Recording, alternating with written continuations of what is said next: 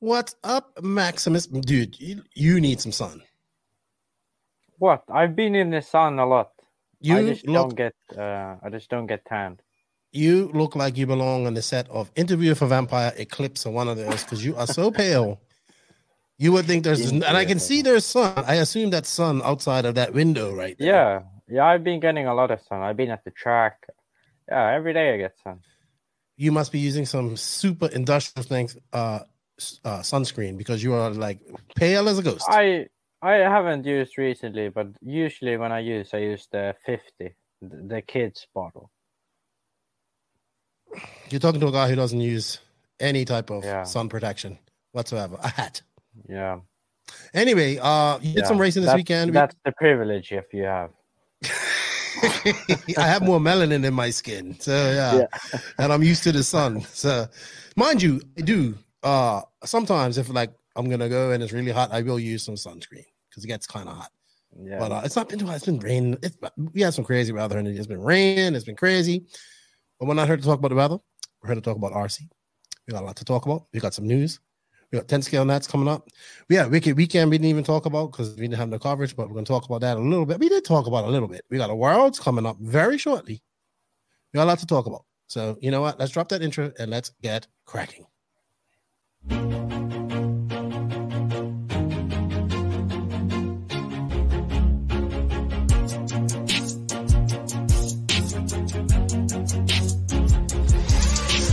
Nitro is the glory, but e-buggy pays the bills. Welcome to the No Name RC Podcast. Get ready for some serious bench racing. But be warned, we speak our minds, express our thoughts, and sometimes things can get a little rowdy. Hate, and he just was influenced by the hate coming from the left, the hate coming from the right. And let's get back to more club racing and less of this money-grabbing book racing. It's hard not to be arrogant when you're always right. Yeah. See what I mean? That's exactly why people call you arrogant, Max. You may not agree with everything we say, but it's definitely worth a listen. And our pick, can you stop whatever you're doing? Join your host, Lefty the Great, with co-hosts and guests as they get together to chat RC. Hey, after that race that I watched this morning, I have to talk about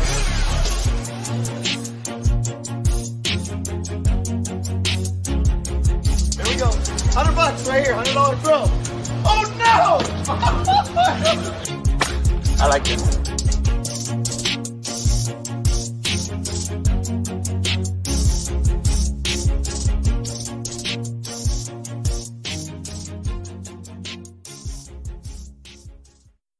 Yes, indeed. Yes, indeed. Nitro's the glory, but E-Buggy pays the bills. What's going on, everybody? Welcome to episode number 202 of the No Name RC Podcast.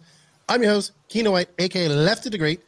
Joining me to my virtual left. Your mic's really loud. You got to check your sound settings there. I hear a lot of white noise coming through your mic, Max. Oh, that's because I have the fan on me. Yeah, it's probably like 72 degrees in Finland, and he's probably sweltering.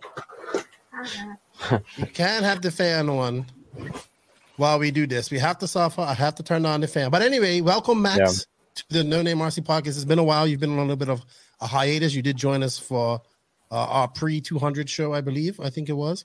But you're back in full effect. You're back in RC mode. We're going to talk about all of that. Welcome back, Arrogant One.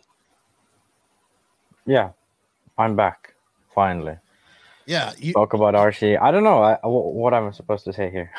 Well, you've been doing a lot of RC, and we're going to talk about that in our little catch-up. Yeah. But before we do that, we need to say some thank yous and shout out to some of the sponsors. So before I go any further, I'd like to say shout out to all of the NNRC squad around the world. We're going to the Worlds. I couldn't have done that without you guys. Thank you for all the support. It's been an awesome year. I'm got some more announcements to come up here eventually too. But thank you guys for everything that you do. We can't do without you. Thank you to the patrons of the podcast. You will get early release of this podcast. Thank you for that. If you guys wish to be a patron, you can. The link is in the written description of the podcast. That patron money also helps me travel, so I greatly appreciate that.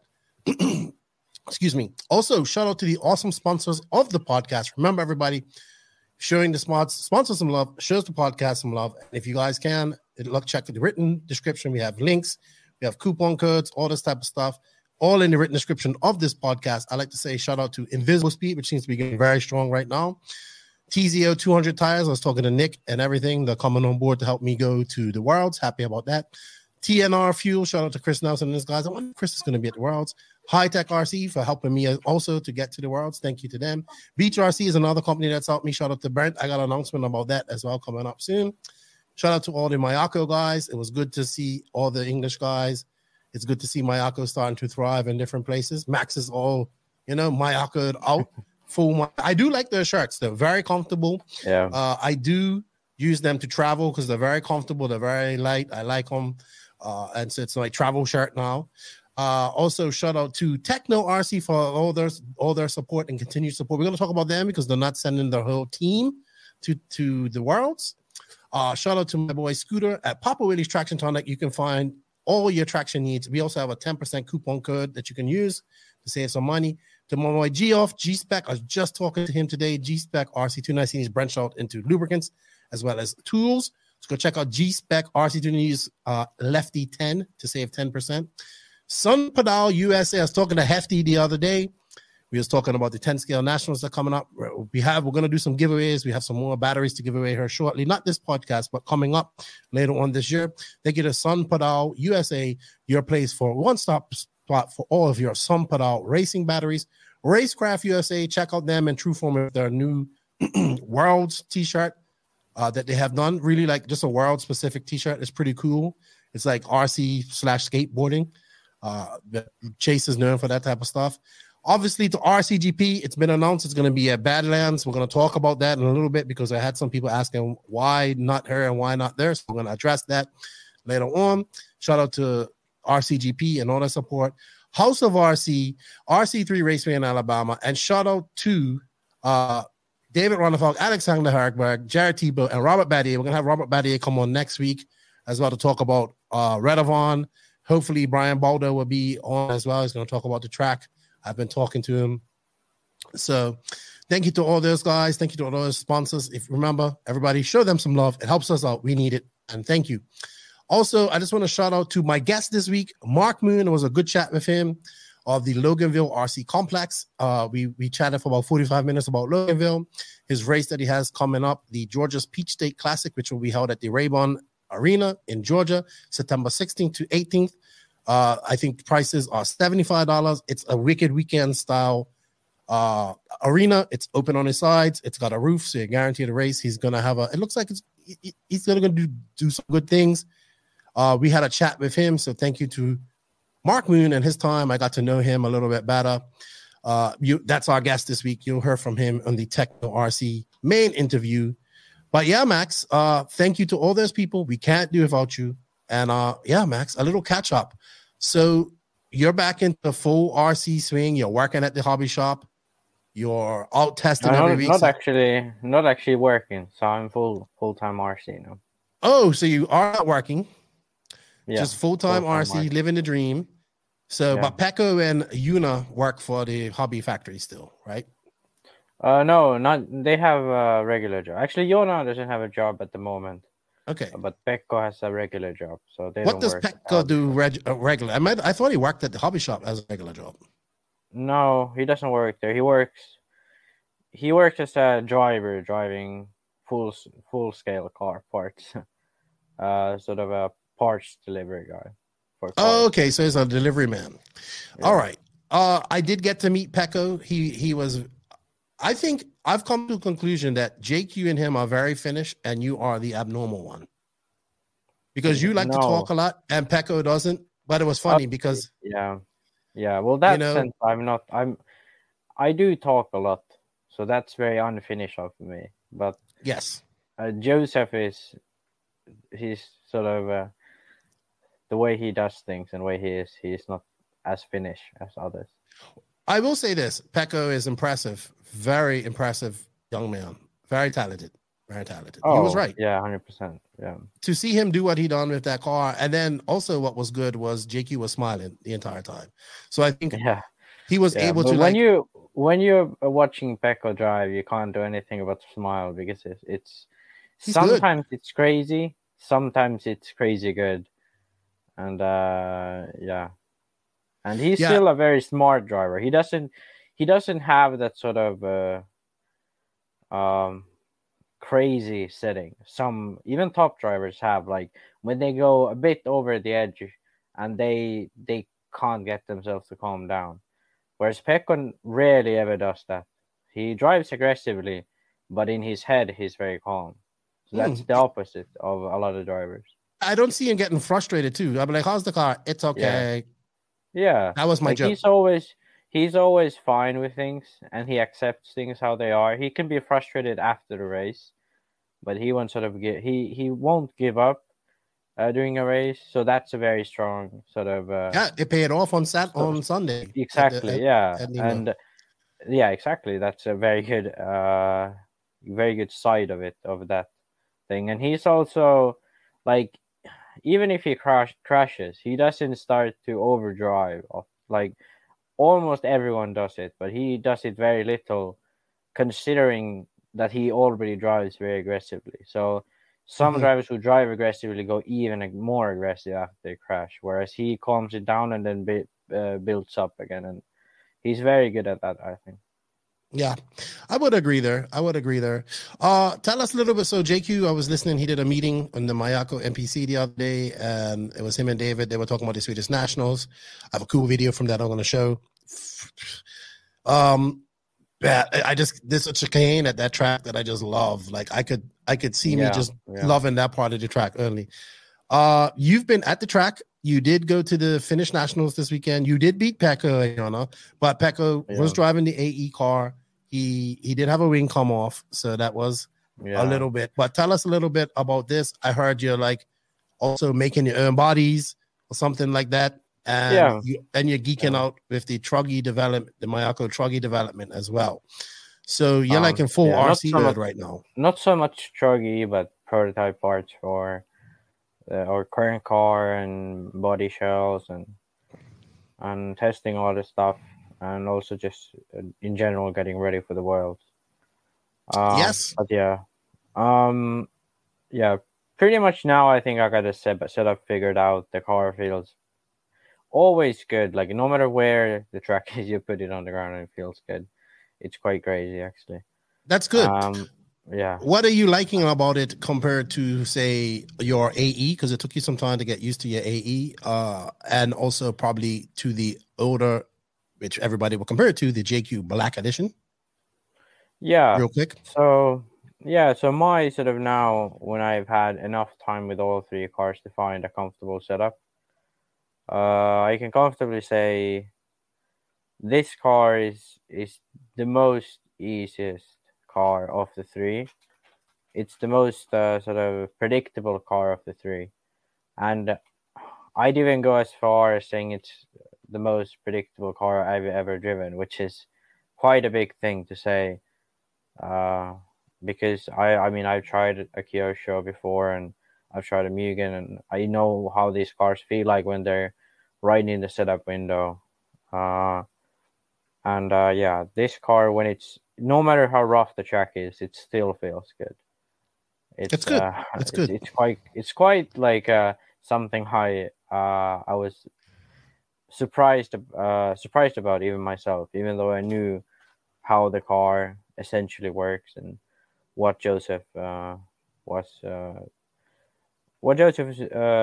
thinking of when he was designing it. But I was surprised of how good it actually is when you get it set up.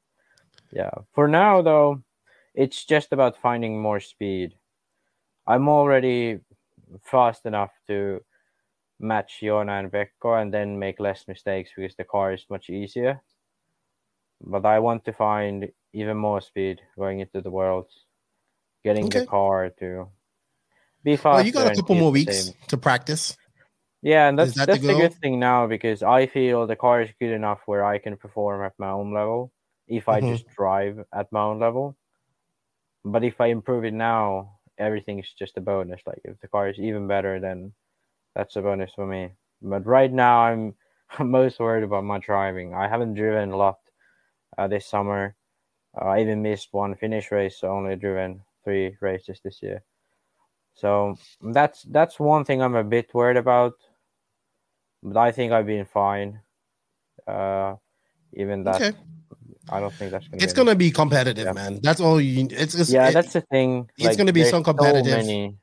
So many fast guys. Like even from the UK, there's Skidmores, Clancy's, and then there's like Boots who's at the top, and even Lee Martin. That's one country. Then Italy, Spain, both have like 5 guys. Portugal. There. That's going to be really fast. Portugal has 2-3 guys going to be there. Oh, well, Coyle has the 3 guys who are going to be there at the top. So, like, even for me, I think on a perfect day, I could have a shot at a semi at the Worlds. I think that's a realistic goal. I think it's Hampus's realistic goal too. Yeah, because he's really in good form right now. Yeah, and that's because people, you got to understand, like, to make that semis is not going to be easy.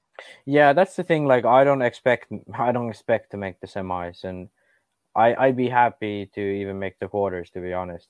Right. But the thing is that on a perfect day, I think I can make the semi. So I keep that as a goal, and that's sort of where I start.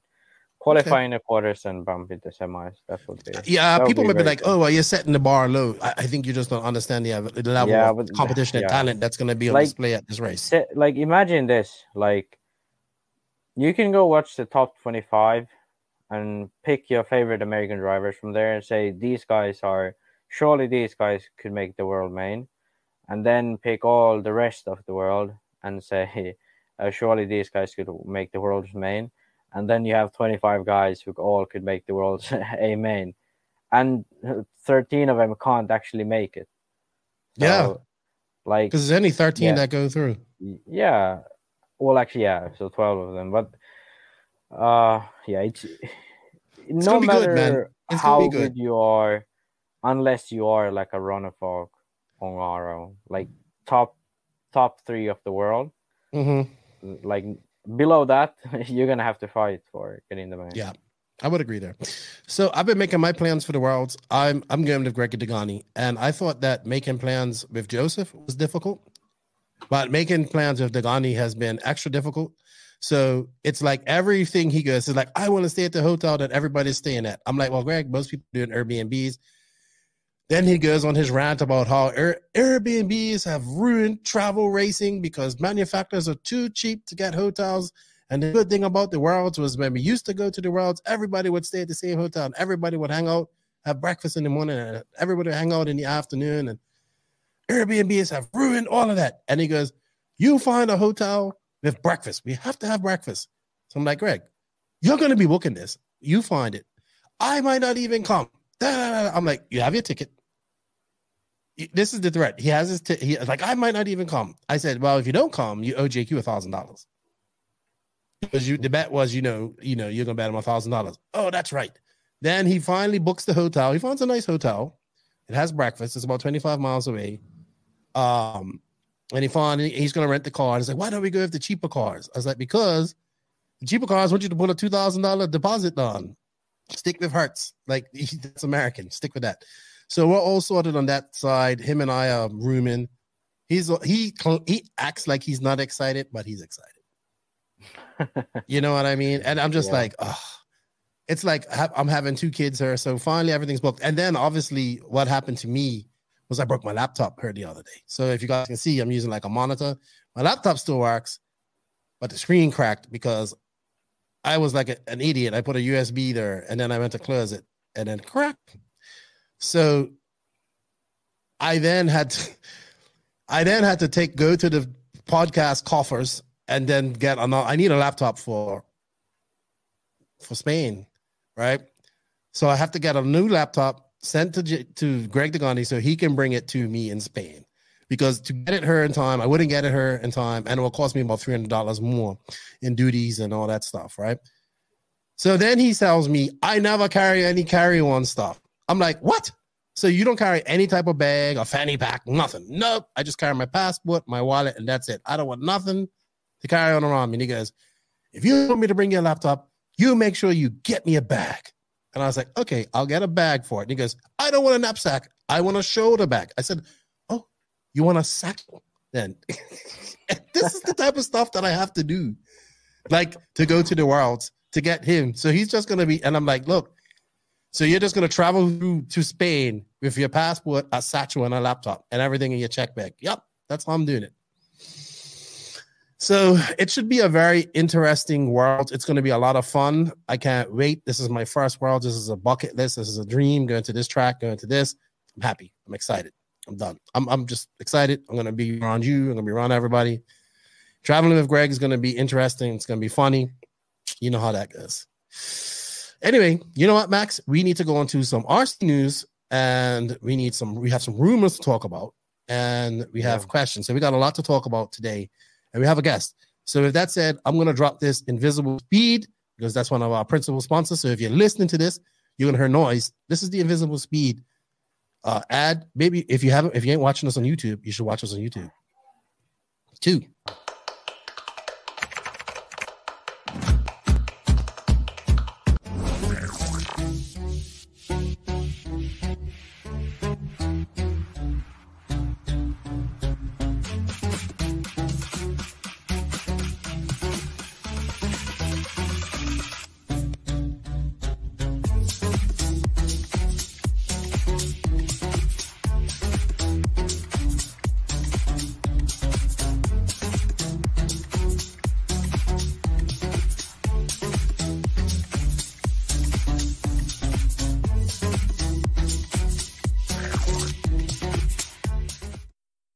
And thank you to Invisible Speed. Those who watch that, it's not 20% off. That's the Euros commercial. Joseph needs to make a new commercial with some actual words so we can have a better commercial. But check out invisiblesteed.net. It's growing. It's moving into its next phase next year, hopefully, as well, which will be physical stuff. So exciting times there at Invisible Speed. Also, the RC news is brought to you by High-Tech RCD, who is a leader in RC systems, delivering the highest performance and reliability, supported by a dedicated customer service personnel with their high technology standards. High-Tech also has the 9381TH servers, which are efficient for your 8-scale needs. I have some that go in my Mayako. Efficient brushless motors, titanium gears, low consumption, constant output, and in no case, they also regenerate power back into your battery upon braking. High-Tech also has the new DB series of brushless servers. They're high-performance, low profiles, the DB778 WPs. I see a lot of people using them in their 10-scale programs on and off road. A lot smaller, a lot lower profile, providing you the quality that you need. Manufactured using their high technology, industrial servo innovation, because High-Tech does a lot of industrial stuff as well. Don't forget the RDX2 Pro Charger, which I have right here, which I am thoroughly enjoying. I haven't done any RC for a while, but you can charge up 2 4-cell packs or more with this at a time. I'm actually getting some more leads made from G-Spec to get, to have all of this done, look all coordinated. And trust in High-Tech, your servo and charger headquarters. You can visit them at hightechrcd.com/where-to-buy for your nearest retailer. All right, Max, first up in the news. So Badlands, I knew this was happening. The Beach RC is going to have the last RCGP race. I'm actually excited about this. I'm happy. I like Badlands. I'm happy to go back there. Myrtle Beach is a nice area to go through. We're going to get a lot of good deals. You got a lot of good deals in hotels this time of the year as well in that area, like waterfront, beachfront hotels. Yeah, good stuff. I knew this was going to kind of happen. I know that Thunder Alley was probably on the other. They were going to do it at Thunder Alley, but I don't think Thunder Alley could have done it. I think it would have been like a race, RCGP race, and I think that's what messed it up. So I think that was the original goal, to have it there. I know people say, well, you're supposed to have a West Coast one and blah, blah, blah. But I'll be honest with you. I think with the way things are, I don't even think you would get the entrance in SoCal, at this point.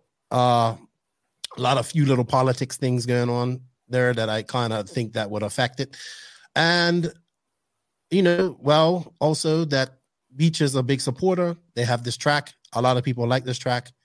The South, I also wanted to have another chance at this, not myself, but I wanted RCGP to have another chance at the Southeast to show them this is what we really do. And it's going to be good. I was talking to David this morning. They're going to do RC2. RCGP loves RC2. They haven't really switched tire they're going to use. They're still up in the air about that. And I think you guys, if you want to come, check it out. It's going to be a good race. I'm actually staying in the Carolinas. So I'll go back up to North Carolina, spend a couple of days up there. And then I'm coming back down to do the Masters of Dirt race, his 10 scale race. So I'm going to do my thing there. I believe he's going to have somebody covering it. I don't know who yet. I'm not going to say who, but I'll work along with them. And yeah, it's going to be a good time.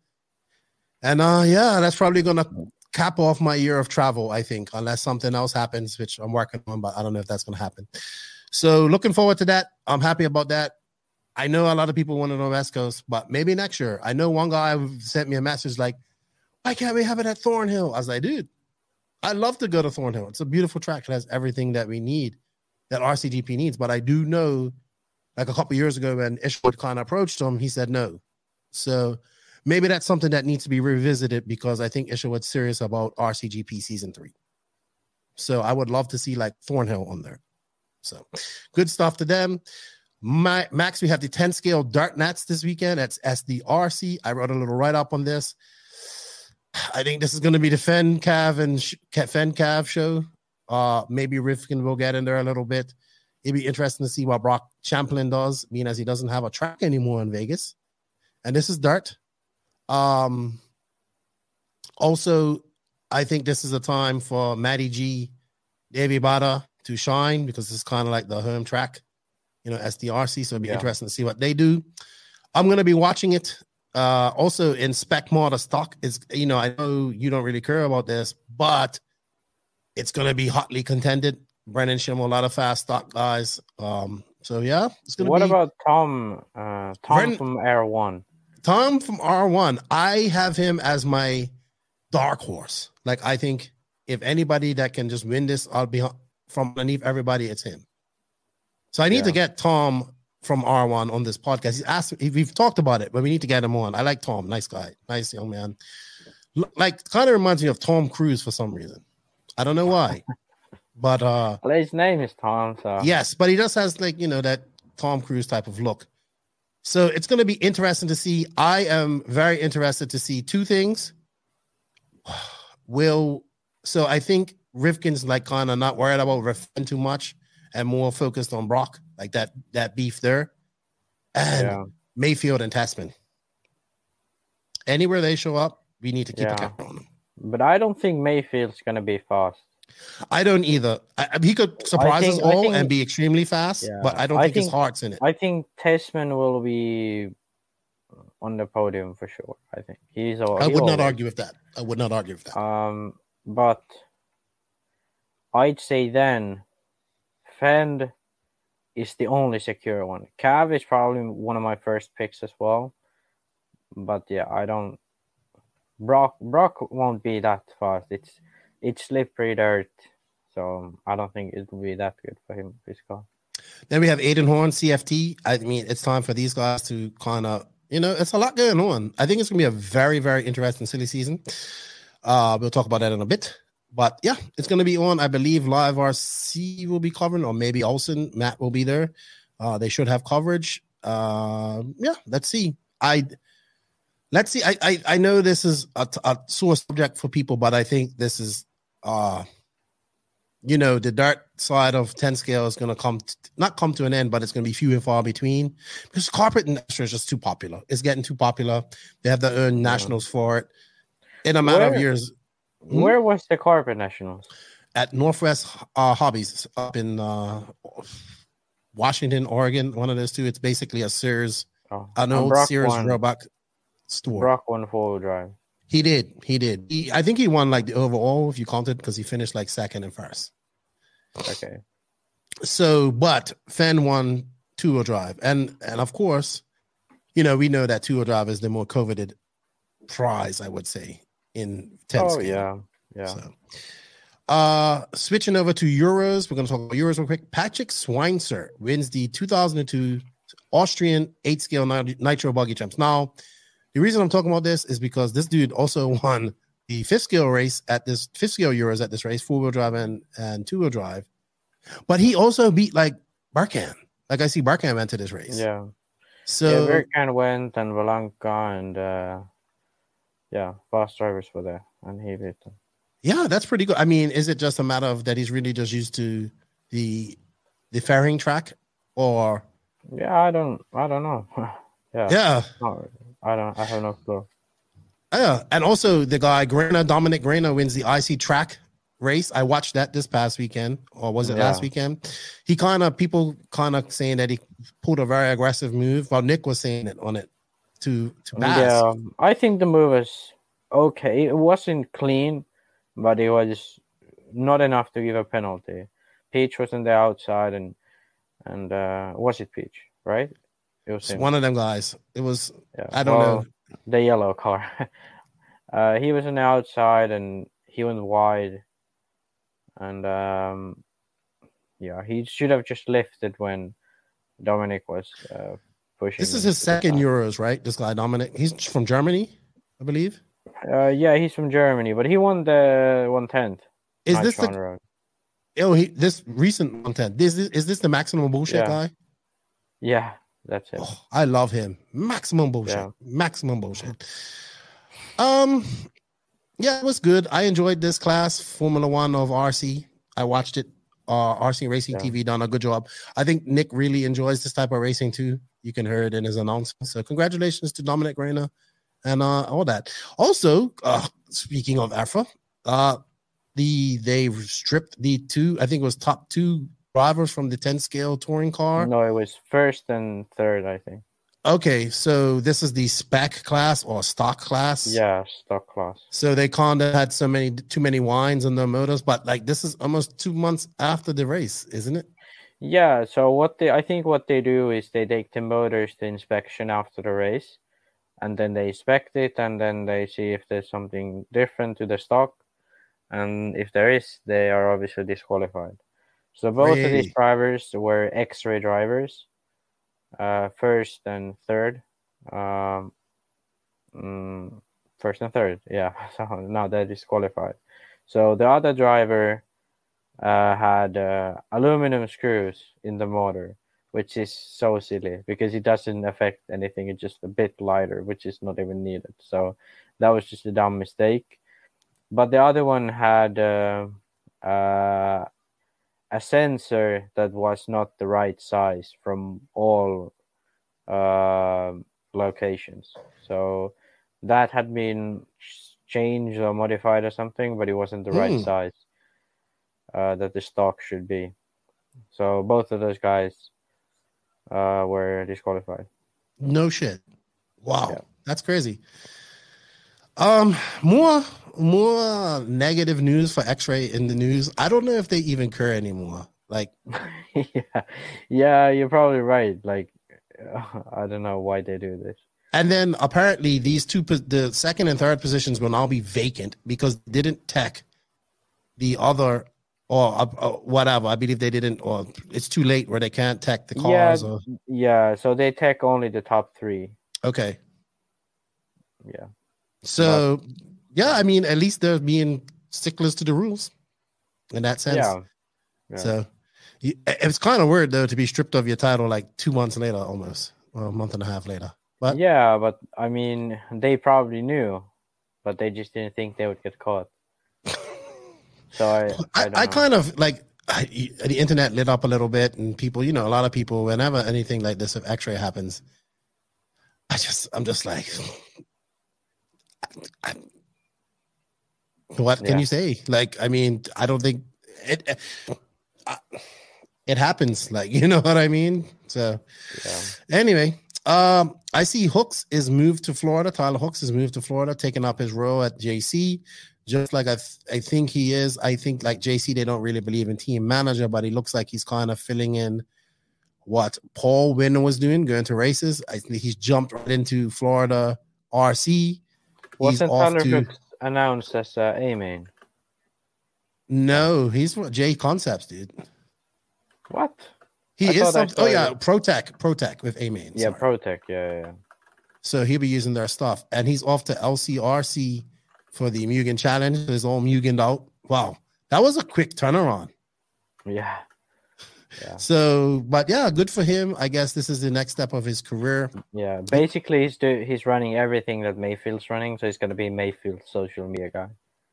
Probably as well. Yeah. It sounds like it as well. But I mean, we all have to find niches. I think he'll fill in as a good, like Paul probably doesn't want to travel to all those races anymore, like J Concepts would have. So good stuff for him. I'm glad to see that. All right, we're gonna wrap this up. Swedish Nats. I know this is not a big race, but David won it. I have a lap of this track. I just think you guys need to watch this chicane and enjoy this real quick. So if you're watching this on YouTube, you can see this. Max, I don't know what that noise is, but I'm gonna mute you. It's probably gonna be a little loud. We're gonna do one lap.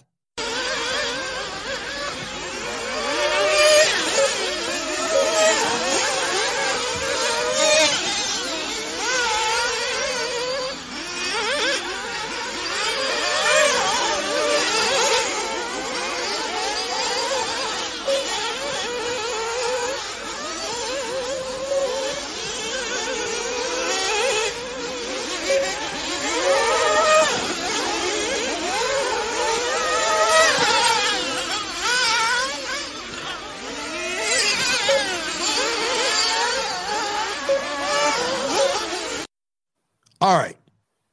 That is a nice track, Max. Yeah, I've been there once. That chicane is like, I don't care if I messed up on the entire track, if I just hit that chicane perfectly every time. That is like the best thing on that track for me. I really liked it. I think that's Ronald Fox 22nd, 21st Swedish national title. Like, yeah, that's a good weekend. JQ was there, embracing his role of race engineer. He made this post on Instagram that got everybody asking me questions as well. I still don't know you say it's just him officially retiring. Yeah. But I think he's still going to find a way to be a race RC cars as a hobbyist somehow. Yeah, someday. I mean, he's definitely going to race the Worlds. Yeah. I don't think there's any question about that.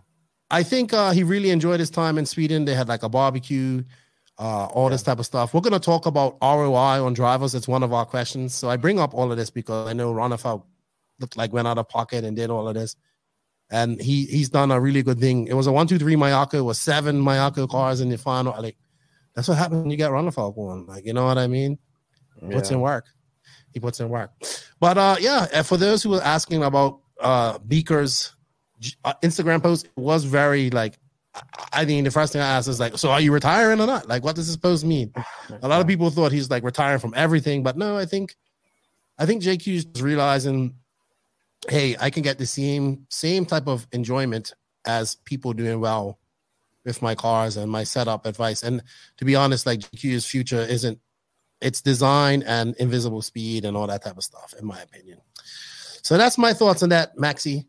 That's all the news I have for today for that one.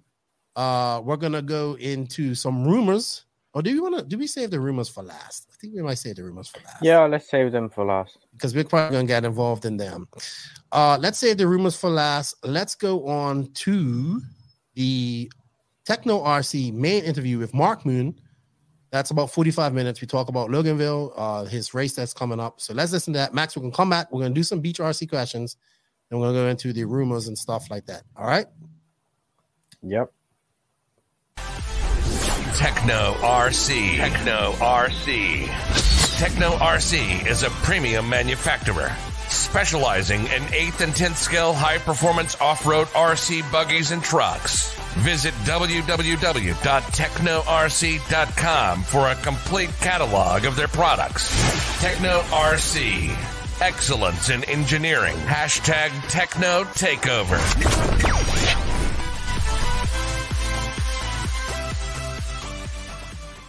Thank you to Techno RC for the continued support. We greatly appreciate them. You can check out technorc.com where you can get all of your techno products. I'm really enjoying my tech. I still have to finish my techno build down there, but we really, really thank them for all their continued support, and hopefully it continues into 2023. What's going on, everybody? If you guys haven't been following Facebook a little bit, there's a new indoor race coming to town in the Southeast. The gentleman that's putting it on is to my virtual right, left, whatever. I forgot what that is, but he's a stalwart in the Southeast community there in Georgia. He's a track owner, an avid racer. I've seen him at many races. I've never really talked to him, so I'll get into him for the first time. I'd like to welcome Mr. Mark Moon from Loganville RC Complex. Correct. Thank you for having me. What's going on, Mark? I've heard your name many times throughout the years, mostly in, I'm not going to lie, in 40 plus, like you always do well in 40 plus. I know you're from the South. I know you're the owner of Loganville, but I don't know too much about you. So tell us a little bit about yourself, where you come from, where you race, how you started racing. Well, you know, I was about 9 years old. My dad was living in Florida, actually down there racing at Coral Springs and Mills Pond. I think they were really heavy into Mills Pond. My, mother and dad split up at a young age, so he was in Florida. I stayed up here in Georgia with my mom, but as I went down to visit him, he got me a RC car. It's actually a little truck. I can't even remember the name brand of it. It was, I think Tamiya made it. Mm-hmm. He took me out to the track, and I got to run down there at Coral Springs, and I just loved it. I had a little knack for getting the car around the track, and then later on, I came back home to my home, where my hometown is here in Georgia. So the Sugar Bowl is definitely my home track here, located in Sugar Hill, Georgia. It's not currently open anymore, but back in the 90s, it was the big thing to be at. It was right here in Georgia. So I got an Associated 2-wheel drive buggy. Love electric. 10th scale has always been my heart. I run 8 scale now because it's predominant here. But I really love 2-wheel drive buggy, and had a little Team Associated. It just had come out with a Black Pan edition at the time. Ken Wald, had that edition come out with the Black Pan and all that. So that was where I started, and been racing ever since then. So of course took a break when I got a little older. Bought a house, came back, and then that's where we're at. So, all right. So you mentioned some iconic tracks there. Mills Pond been in pretty much the same location since the 80s, I think. Coral Springs, another iconic track. The Sugar Bowl. I remember I had a friend. His name Irvin Romain. He used to go to school in Atlanta, and he used to always talk about the Sugar Bowl and bring us some crappy videos that he would take on. We didn't have anything like this in Bermuda. So that name definitely rings a bell. I remember him racing gas truck there a lot. Oh, yeah. And then I think even further on, if we go further, when I started really taking 8 scale hardcore, we went to our first big race, which was Nitro Fest in 2004 in Charlotte at Lance Nork's house. Yeah. And Scott Stoll won that race, and he was from Georgia. And I just remember, I didn't know who he was. There was Chad Bradley, Steve Dunn, this is the days when Dean Saxton and all these guys were fast. They were all running jamming, the jamming team had just started, and he beat all those guys. Oh, yeah. And Bobby Moore was in the main as well, and Scott Stoll. It was so cool. This was my first introduction to Southeast racing, but most of it's been in the Carolinas and in Florida. So I know a few guys in Alabama and Georgia. I don't know too much about Georgia racing besides, I know that you have quite a few tracks there. You have, I think, your track. You have, what's the other one called? We got the Barn. It's called Barn. Barn, yes. The other track up in Savannah that Drew runs, that's Georgia, Phil right? Hurd. That's a historic track down there. It's a Phil Hurd race. That's where I think Adam Drake kind of got his. Yes. And there's one more, Augustiville, I think. Is that in Georgia as well? We had Augusta RC Supercross. It just had shut down. I think some guys took it back over and reopened it. So really, as far as I know, it's up and running again. So yeah, we have Augusta, Barnesville, Phil Hurd, Loganville, and we used to have a track called Dalton. It's no longer going, but it's the tracks here.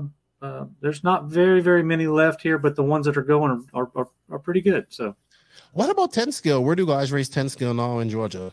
That's why I swapped over to 8 scale because of that. There's the hobby town in Columbus, which is a pretty good drive for me. I had to go through Atlanta traffic to get there. But the guys that live around that bottom edge of the perimeter, or where they can get over to Columbus real quick, that's a phenomenal indoor track. So really, is it clay? It's clay and it's high bite. So yeah, it's pretty big. They have redone it. Haven't been back since they used to have an oval on one side and then the off-road on the other. Now they've kind of got it all to where it's one big track, and then they've incorporated an oval in the middle of this layout, and they just moved a few pipes.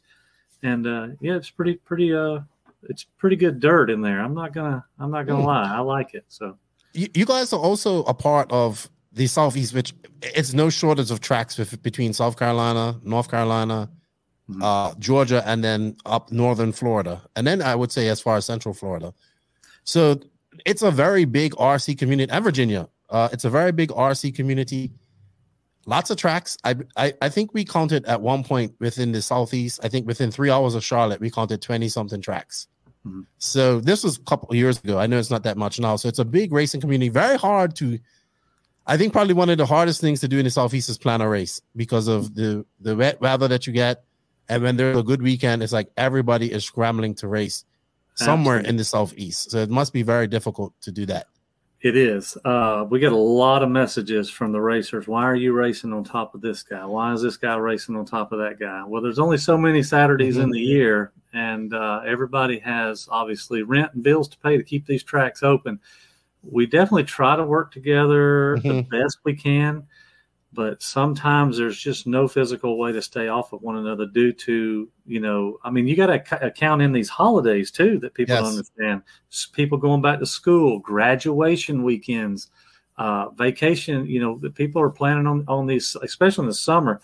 You get these pop-up afternoon thunderstorms, and I mean, you have to get it in when you can. So you get one of these pop-up thunderstorms in the afternoon, you could get 2 to 3 inches in 30 minutes, and it'll just wipe you out. So yes, I'm very. It is not as easy as people think in the Southeast. It's good weather, but it's very difficult with the rain. And my experience, like going to Fallbrook, it's been like rained out every time I've been there, or it's been rain. Unfortunately, and it's a great race. It's just very difficult.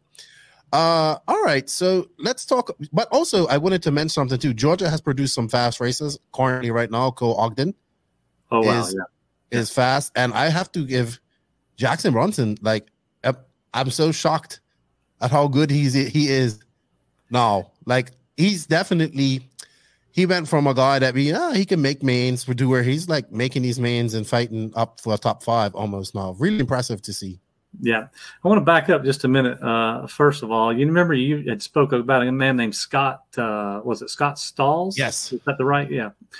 He was definitely fast. Do you remember a guy named Ryan Lopez? Is that ring? Yes. Yes. He was from Loganville, Georgia. So that's where the track is. And, he now lives out in Texas. And I still talk to him. And now back to Jackson Brunson. Down at there's an indoor track. Don't know exactly how many years ago that it has been closed now, but it's called Hot Shots. Okay. Indoor track in Marietta. And the first time I ever met Jackson Brunson was at Hot Shots. He was a little bitty kid, had a short course truck. That was back when I was about 32, 45 now. And boy, he just thought the world of how, I used to be pretty decent at 10 scale. So, and it just made my day. The little kid come up and just wanted to get to know me. And now can't touch him. He's fast. And he's doing really well. Yeah, he is. I'm proud of him. I told him you might be beating me, but just be humble. People's looking up to you now. So I'm glad to be able to meet him, and I'm glad he's doing good. And he's going to the Worlds, actually. And I want to say good luck to you, Jackson, at the Worlds. Yeah, I'll see him there. I think I think he's going to be a wild card in that. It's going to be interesting to see. The Worlds is going to be very interesting. Ryan Lopez, I remember. Do you remember Chris Cruz? That don't ring a bell too much to me. I think he was from Virginia. He was an X-ray driver. He was really good in that area. Yeah. He used to race like a lot. Like this is him, Daniel Eichhoff, Bobby Moore, Glenn Harrison. This is the guys that I kind of was racing or knew from the Southeast back in it. I used to come in. I was in North Carolina back in like 2004, 2005. Oh, yeah. So I know a lot of people from back in the day, and then, of course, Georgia and all that stuff. There's been good stuff, man. Yeah, been a lot of fast racers come out of this area. Some of them don't race anymore. Like Griffin Hanna was one of them. I'm trying to think. Chandler, can't think of his last name. Yeah, I know who you're talking about. Chandler. He been a lot of fast racers out of the Carolinas. Have a lot of fast racers. Yeah, you got Evan Vale. You got these kids now are just amazing fast. Like, you got little Kay Burnett running fast now. Oh, he's from Georgia. He's doing really well. I was super impressed with him at his dad and him at RCG. I had to give him a hug. He was so upset at RCGP because he didn't win. And I was like, dude, you killed it all weekend. He was fast. Yeah, he was very passionate. He was very passionate. Yeah. It's good to see. That's good to see as well. The youth coming up. We need them. And it's all right for us old farts to be in her. But we need to uplift those young guys and show and put them on a pedestal as well. Let's talk about Loganville. So impressive facility. How long has it been around? How long have you been in charge of it? And tell us a little bit about that. So I don't know the full history on Loganville, but I do know a guy named I think his name was Chris started it, and then when I found the place, it was being ran by Charles Young and Joe, and they had it for years. And I want to say that track, I started back over there racing with them in 2011, and I love the place. It reminded me of the Sugar Bowl. The first time I pulled up, it was sort of back in the woods. It's behind the gas station out there in the country, but yet close to food and things you can get to. And I really loved it. It's been there. I think I would be venturing to say at least 5 or 6 years before I even found the place out there. So it's been around a while. It's been established. It's in a perfect spot for people to come to the track. Because if you pull up Loganville, as far as where Atlanta is, and people from above the perimeter, below the perimeter, and people from Augusta can get there in about, I'm guessing, around 2 hours max. It's just in a good spot for everybody to kind of get there. And the numbers at the club races show, we're very, very happy and fortunate for all these people supporting Loganville. I'm not gonna lie, I was nervous when I took that place over. The track's a lot of work. Yeah. It's like having another family. It really is. It's a full-time. The phone never stops ringing. As a matter of fact, I've got the phone sitting right here, and I'm worried to death. I need to put it on silent. You're like me. Put the do not disturb one. That's what I do. It never stops ringing. So do you run it on your own, or are there a group of people that do this with you? So there are several people that need to get recognition for Loganville, because no one man can run an RC track. I don't care what they say. First of all, my wife, for stepping up and calling the races. Not many race directors are female. So Susan has really learned a lot from Lance McDonald. So another person is Lance McDonald I have to think about for guiding my wife to be able to get the knowledge to figure out all this stuff, how to run the program, the live RC and all that stuff. And so thank you, Lance, for helping with getting us going. Bob Malfers was another one that helped us get going with live RC and all that stuff. And, or Lifetime, I should say. And then, of course, Brian Burnett, he builds the tracks. He helps us out at Loganville with promotions, the SOS series. Everybody has a piece of the pie. And without all the ingredients, we wouldn't have what we have today, because it's the racers, it's the support from the racers. Obviously, without racers, you can't have an establishment. But we try our best to provide the absolute best track for the racers, because I'm an analogy kind of guy. There's a fast food restaurant on every corner of America. You can go get a burger almost at any place you want to go get a burger. I don't know about you, but we love sweet tea here in the South. So, but if you have a good burger and you have awful sweet tea, and you have you got a competitor down the road that can give you the burger and the sweet tea, but not only that, you get good customer service, where are you going to go spend your money? You're going and that's how I treat the track. Just because it's a club race day don't mean that I don't go out there and drag that track, prepare that track as if I would for a big race, because that's what I try to do. I want to give the customer, the racers, the best surface to come race on that I can possibly give them. Now, Mother Nature sometimes don't allow that to happen. I have to kind of work with what she gives us, but I think people see the hard work and what, Loganville is doing, not just me, but especially the help that we have.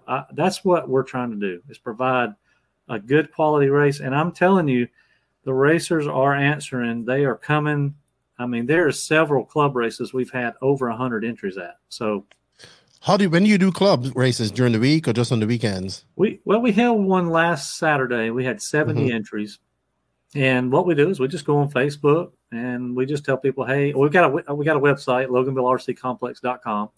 So we got two different ways in case some people don't use Facebook. They can go on there and see. But we'll go about Wednesday and look at the weather.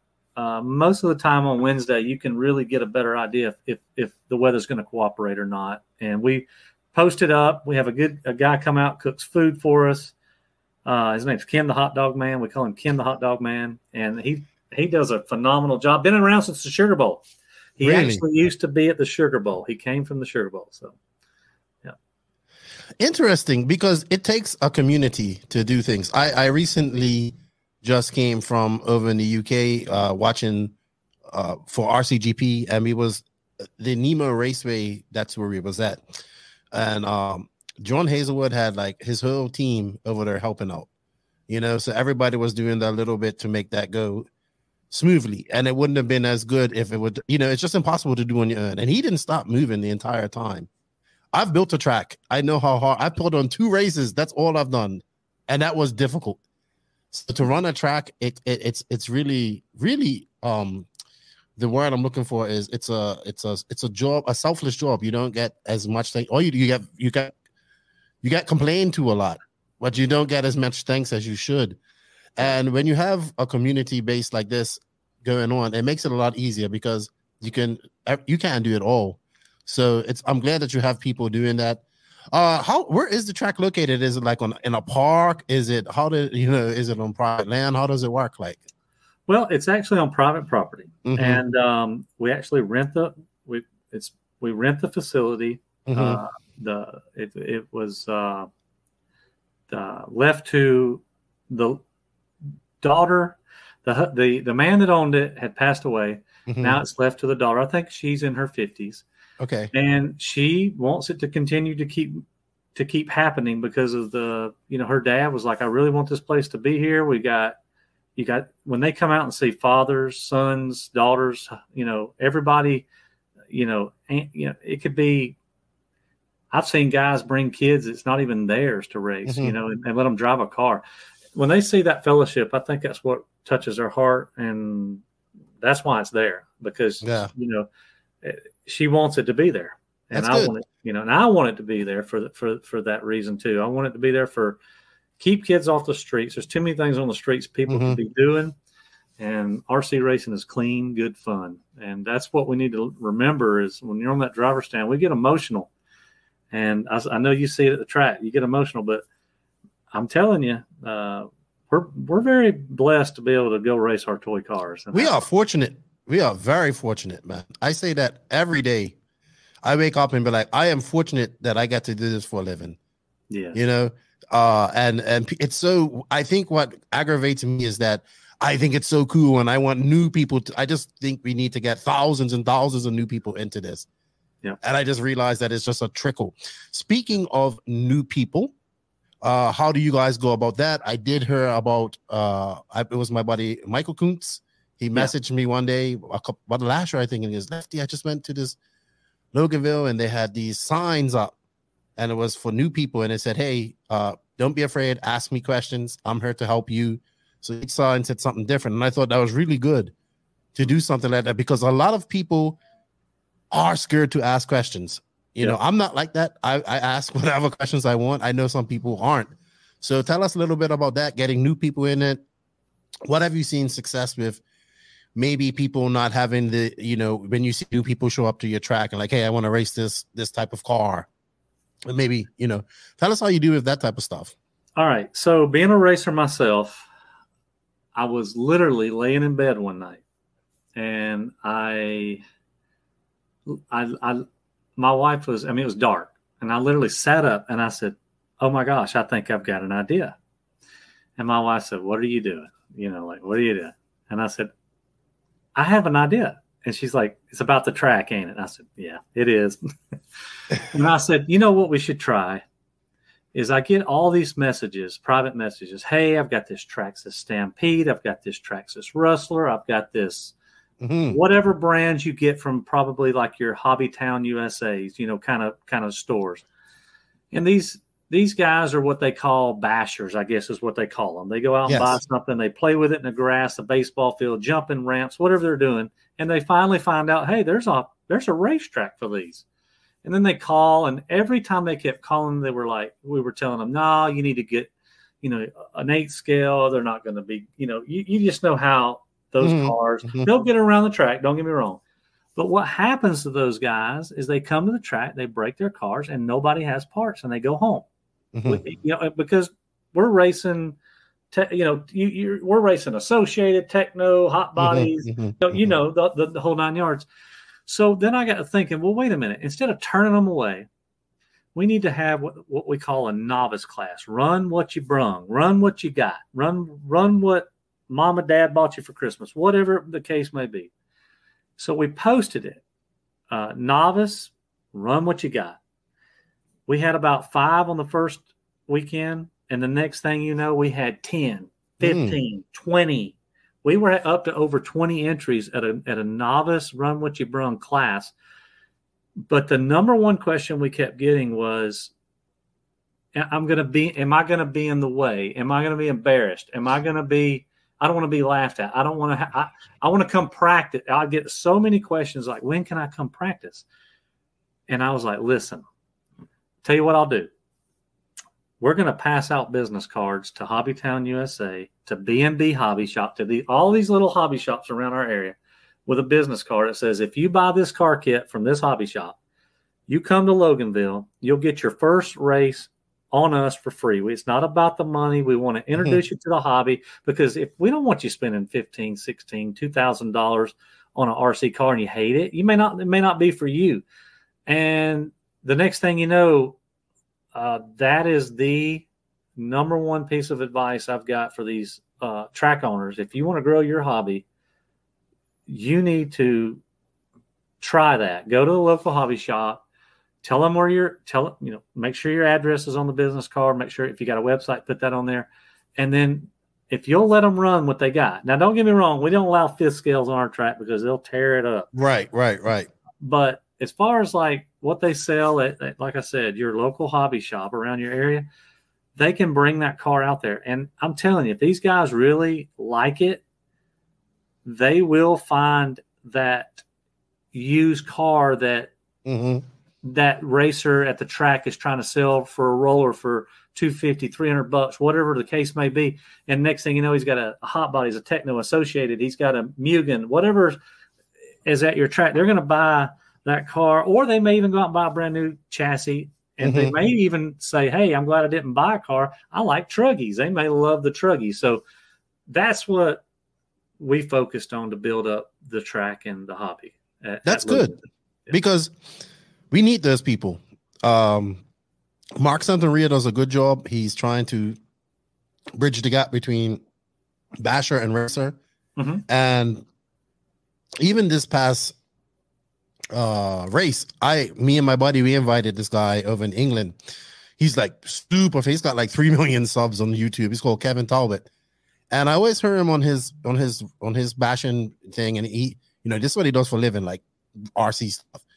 And he does some racing now and then, and he says, people keep shouting at you if you don't turn marshal them properly or whatever. And you know, doesn't like that. And he says that a lot of people make him feel uncomfortable. And we can do that because we get in these RC bubbles, you know, where they're mechanicking and we're thrashing. and what in the heat of the moment, and we're not seeing this guy that's coming in and talking to us. So I think we all have to be RC ambassadors, like you said, and we have to make the effort to go out and get these new people and make a class for them, make them feel welcome, and nurture them, because maybe not all 20 will be racers, maybe 5 will be, but that's 5 more racers that you have. So yeah, good idea. You sound like me. I wake up in the middle of the night with ideas as well. It's crazy when you can't sleep. But that's good, and it's obviously working for you guys. You guys are paying the bills. I know that's like one of the hardest things to do running a track, is like just paying the bills for this. But it's just a work of passion. It's simple. Every track that I've been to is exactly the same. It's people that are passionate. Some people are more passionate and do a better job. Some people aren't as passionate, and some people just do it. So it's really good to see, and it's hard. And we need all tracks to be firing on all these cylinders. You know what I mean? We need to keep the racer happy, but we need to focus on the new people, because we need them. We need them desperately. Yeah. All right. Anything else you want to talk about Loganville before we move on and talk about your big race that you have coming up here in September? Just to retouch on some things, I just want to say thank you to everybody once again that's made Loganville such a success. We are so blessed. We have had some of the top pros in the world come visit our track. Adam Drake, Spencer Rivkin, Ryan Pavitas, Jackson Brunson, Cole Ogden. I'm probably missing some. You've had a lot. There's so many. And then of course, as a track owner, my first question is, how'd you like the track? And, the human nature is nobody's going to tell you, I hated it, but I think they really liked it.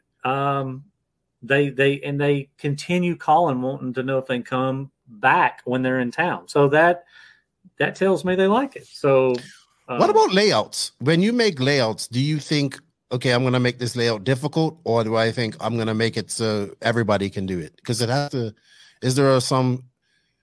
have some give and take for that. Like, I mean, if it's a big race and you're going to have a new layout for a whole race, I get it. You're going to put probably the most gnarly race track you can put in. But just for having your club races and stuff like this, does that become a factor? So, yeah, we tried a just super advanced layout one time, and we learned real quick, sportsmen pay your bills. So that's true. So if you're at a club race level, and when we say club race, I think that's a term back in the 90s where you had to be in a club. I guess I mean a race that anybody's welcome to come to. That's what I should start saying.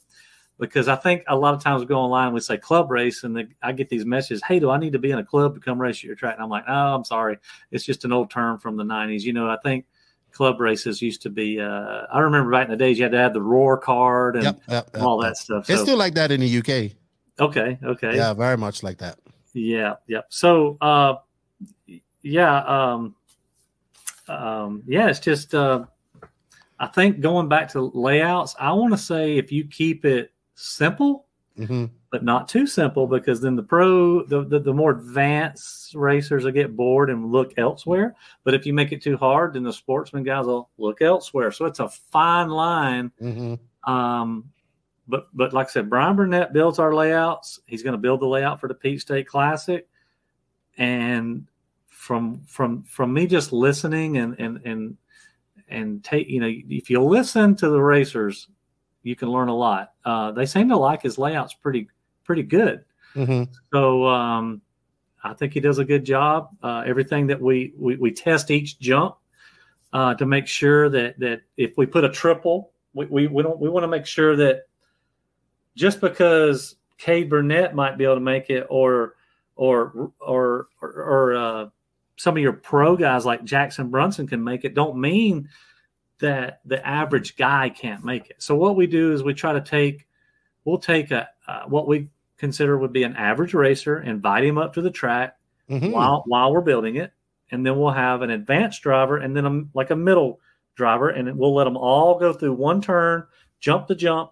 and ask them, hey, how did you like it? Well, it's a little hard for me, or no, it's good. And then we'll kind of go from there. Because we know that when you build a fresh layout, the traction's low. And of course, as the traction comes up, it's going to be easier for everybody to do it. But if you can do it when it's on, I guess you call a green track or loose conditions, and you can make the jumps, then it's just going to get easier to do as it grooves up and that's how we kind of judge each jump. And then of course our landings, a lot of jumps are more, if you'll notice, some tracks are built like this, where it's like a triangle. We try to make it to where there's a good landing, so it's smooth for if you over jump it, so yeah, much needed. And it's very forgiving on cars. So yeah, I appreciate that. So good stuff, man. I know it's hard to please everybody. It's so hard. It is. 2022 Peach State Classic taking place on September 16th to 18th. It is being held in Raybun Arena, which is an arena similar. I have to say this, similar to Wicked Weekend. It is a roof. All the sides are opening. For me, it's the best way to have an indoor race because all the fumes go outside. You get some breeze coming through. Tell us a little bit about this. How did this come about? I know it. It's kind of, you kind of have to put these big races under a roof in the Southeast. It's just mandatory with the weather to have a guaranteed race. We have some of the biggest, best indoor races in the world being held in the Southeast. You guys are kind of jumping into that. Tell us a little bit about this race and what people can expect. So we have been running the Peach State Classic. It's been a race held at Loganville for years. Even before I got the track, there was the Peach State Classic was the name of it then. We changed that name to the Georgia Peach State Classic whenever I took the track over. But it's going to be held at Raybun Arena. It's up in Tiger, Georgia, and the closest town to that is Clayton, Georgia. So the guys that's coming in looking for accommodations, you want to look in Clayton, Georgia. That's where your Chick-fil-A's, your hotels, your McDonald's, your Mexican restaurants, all that good stuff's up there in Clayton. And of course, it's real close to the Tallulah Gorge, which is a historical landmark in Georgia. It's just up in the mountains, and the reason we want to do it indoors is because we want the racers to have a guaranteed experience. And it's so hard, like you said, to have I don't think these racers fully know the work that we put into getting these big races put on, calling sponsors, getting trophies made, lining up people to come into these races, getting goods sent to the races to give out to the racers, donations and sponsorship items, like tires, and it could be bodies and all that. You go through all this stuff, and then boom, the bottom falls out, and it's like, oh, because you put so much work into it. So I said, enough's enough. I'm gonna take a gamble. I'm gonna rent out this arena. We've had such a good following, the Southern Off-Road Series, and people love Loganville. And I'm like, you know what?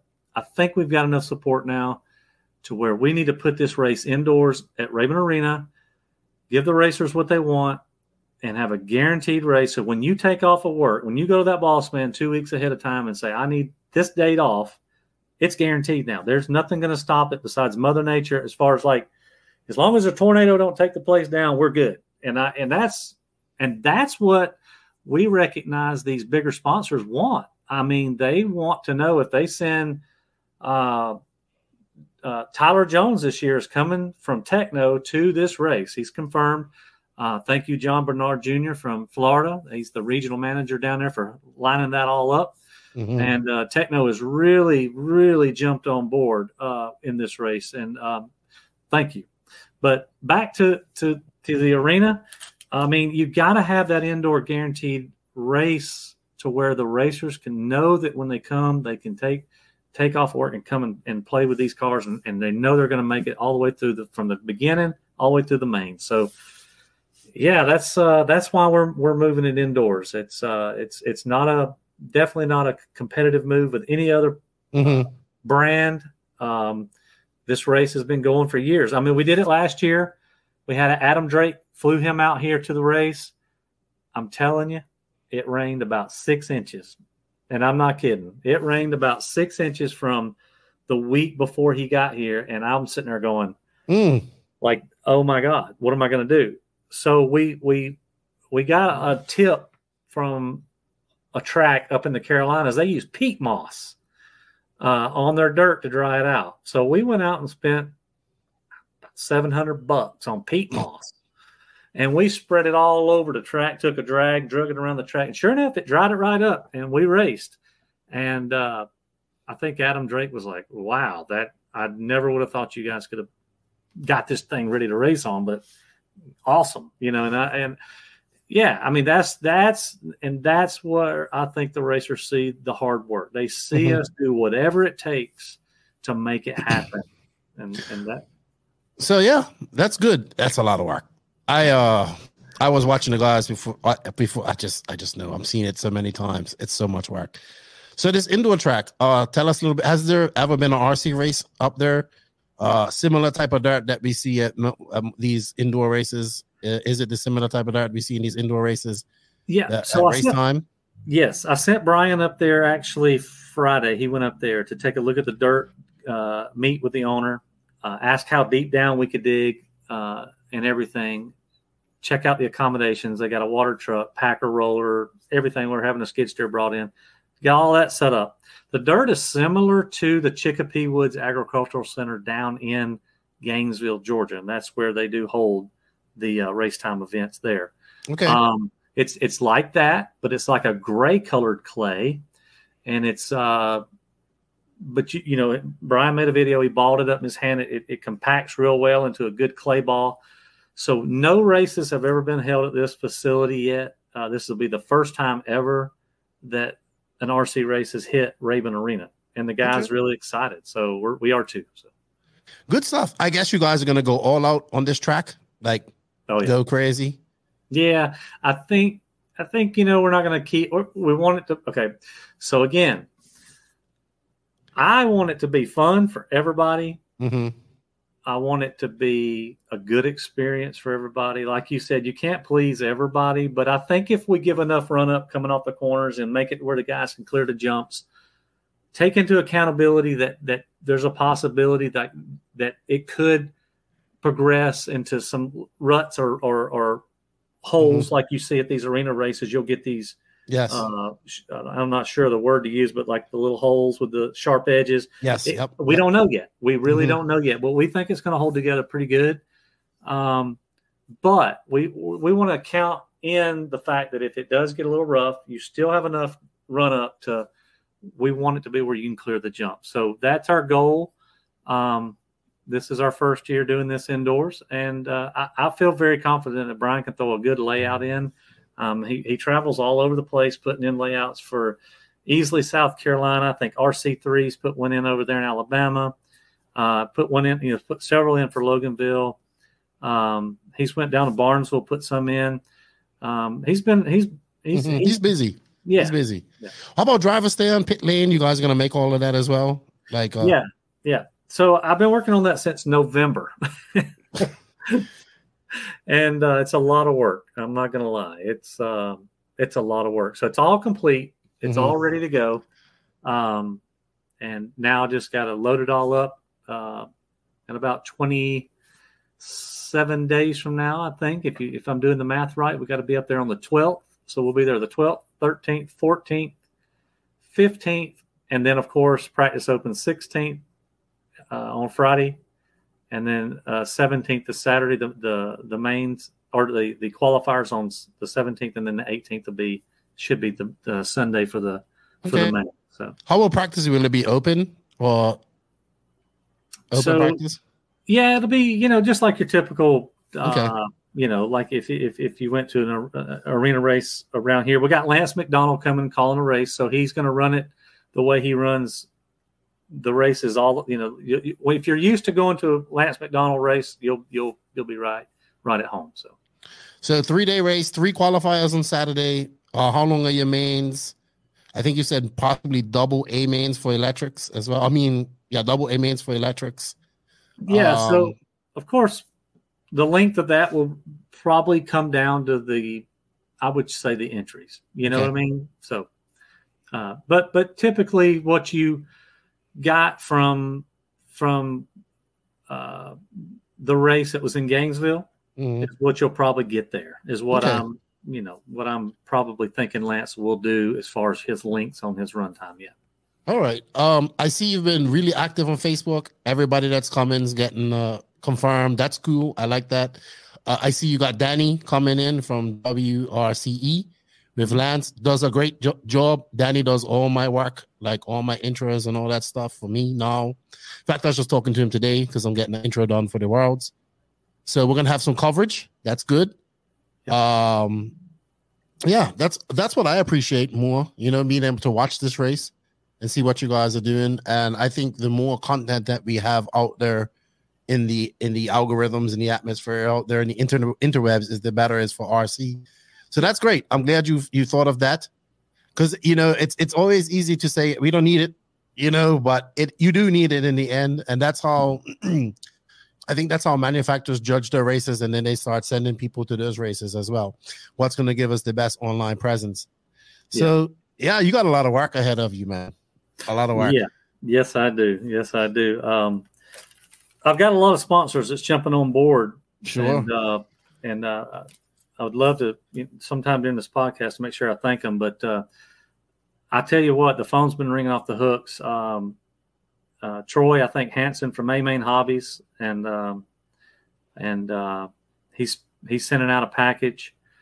We've got Hot Bodies, Chad Phillips from up at Absolute Hobby sending a kit to give away. Associated gave us a B3.2 kit and a B74.1 kit. They gave us a charger, hat, shirts. Ogo Tires has come out and gave us 4 full sets of tires to give away. J Concepts is sponsoring the race. They sent some banners and sent in a goodie box full of stuff. Techno sent a kit. S-Works, Ryan. I'm going to mess up this last name. He's going to kill me. But it's spelled Lecuyher. Lecuyher. I can't say it. I'm so sorry. Ryan. But Ryan is coming. I'm so glad he's coming with S-Works. He's giving away some stuff. I want to say it's a kit, car kits. I'm probably forgetting some people. I got your sponsor. You got Rhino Racing, Beach RC, Reedy. You got quite Wolf Den. That's Kyle Neary and his track Nitro Pro. Capital Roofing. You got a non-RC guy coming in. TNR, that sponsors here. On Point Graphics. Associated. Powell. Yeah, that's good stuff. You got a lot of good stuff to give away to people. Yeah. I think people should come to your race. We'll be following it. That's for sure. I want to thank Kyle Neary, especially for making that promo video. I don't know if you guys seen it or not from the Wolf Den. He made a promo video, and it's really good. It shows the arena from a drone view, and of course TNR Fuels, Tyrone Eccles, Chris Nelson, and thank you guys for supporting us. I think Raceline Designs is sponsoring this. They're going to give away. Everybody's going to basically. Here's a hint: if you're running Sportsman, you might want to come to this race. So. I think you're going to be getting a lot of goodies back in this race. Nice. We're targeting the class that probably could use some of these products. So, and I want to thank those sponsors for trusting in us to run this race and sending it. We are not raffling this stuff off, guys. We're giving it away. Good stuff. What classes are we? So we got Sportsman, E-Buggy, Truggy, Nitro Buggy, Intermediate, Pro, E-Truggy. I'm sure you have E-Truggy because E-Truggy is huge in the Southeast. Oh, yeah. So, yeah, we have 4-wheel SCT, 15 and under E-Buggy. A lot of guys are calling me saying, what is 15U E-Buggy? That is 15 years of age or younger. Okay. And it's an E-Buggy class. And we really want the kids to jump in that. Of course, I think there's going to be some goodies giveaway in that class too. So don't forget about that. Sportsman E-Buggy, Sportsman Nitro Buggy, of course, our 40-plus E-Buggy and Nitro Buggies. Intermediate E-Buggy, Intermediate Nitro Buggy, Pro E-Buggy, Pro Nitro Buggy, Pro Nitro Truggy, Intermediate Nitro Truggy, Pro E-Truggy, and Intermediate E-Truggy is the classes we are going to be running. So if you go to Peach State Classic on Facebook, we got it right on our flyer. So we invite you to take a look at that and come visit. There will be a link in the written description. $75 per class, people. If you're looking for a good race to go attend, good people to support, go check them out. They're going to have coverage. It looks like they're going to have a good mix of the what I think is going to be good is for the local pros. Like, it's going to be a lot of the fast guys there that are local. You know, I got to see that a lot of them at RCGP, and I've gotten to know a lot of them, a lot of the fast young guys. I look forward to that. Those guys are exciting to watch. They race. And of course, you have some of your top pros coming out. Tyler Jones. Yeah, that's good to see. Yeah, man, I wish you all the best. I know this is a big step for you. I know anytime you go on the roof, it's always an added expense, and you have to reach that entry to make do. So I wish you all the best. I hope if you listen to this podcast and you think you want to try out this race, check it out. I've been telling Mitch to go to this race, and Cody and those guys would be a good race for them to go to. Keep up your good work with Loganville. We need that. If you guys are in that area, check them out. Go support them.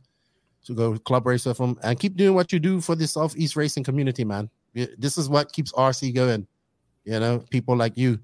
So Good job and good luck at with your race, man. And if anything that we can do to help you, we will. Awesome. I really appreciate you taking the time to help me with getting the Peach State out there.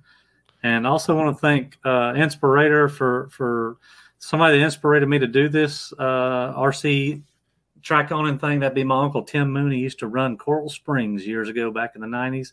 And Tim Moon, if anybody knows him from Coral Springs, kind of looked up to him running that track down there and getting it back going. And, I enjoy it now myself. So, yeah. This up. That's what you have to do. You have to enjoy this. You know, if you don't, it doesn't make sense.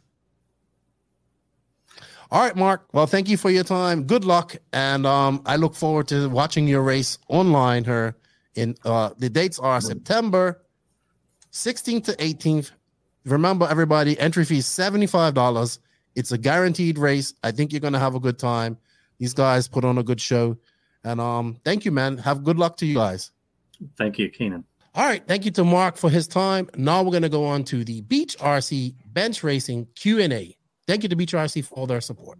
BeachRC.com, the racers' one-stop online hobby shop. Choose from all the popular brands and variety in stock with super fast shipping and great customer service. BeachRC.com still has the local hobby shop feel with all the benefits of the internet. BeachRC.com is the exclusive distributor for Ultimate Racing, JQ Racing, Pro Circuit Racing Tires, Nitro Lux Fuels, and Assault RC Performance products. So fill up your cart and check out at BeachRC.com today. And thank you to Brent and Lucas and everybody at Beach RC. I look forward to seeing all of you guys in October.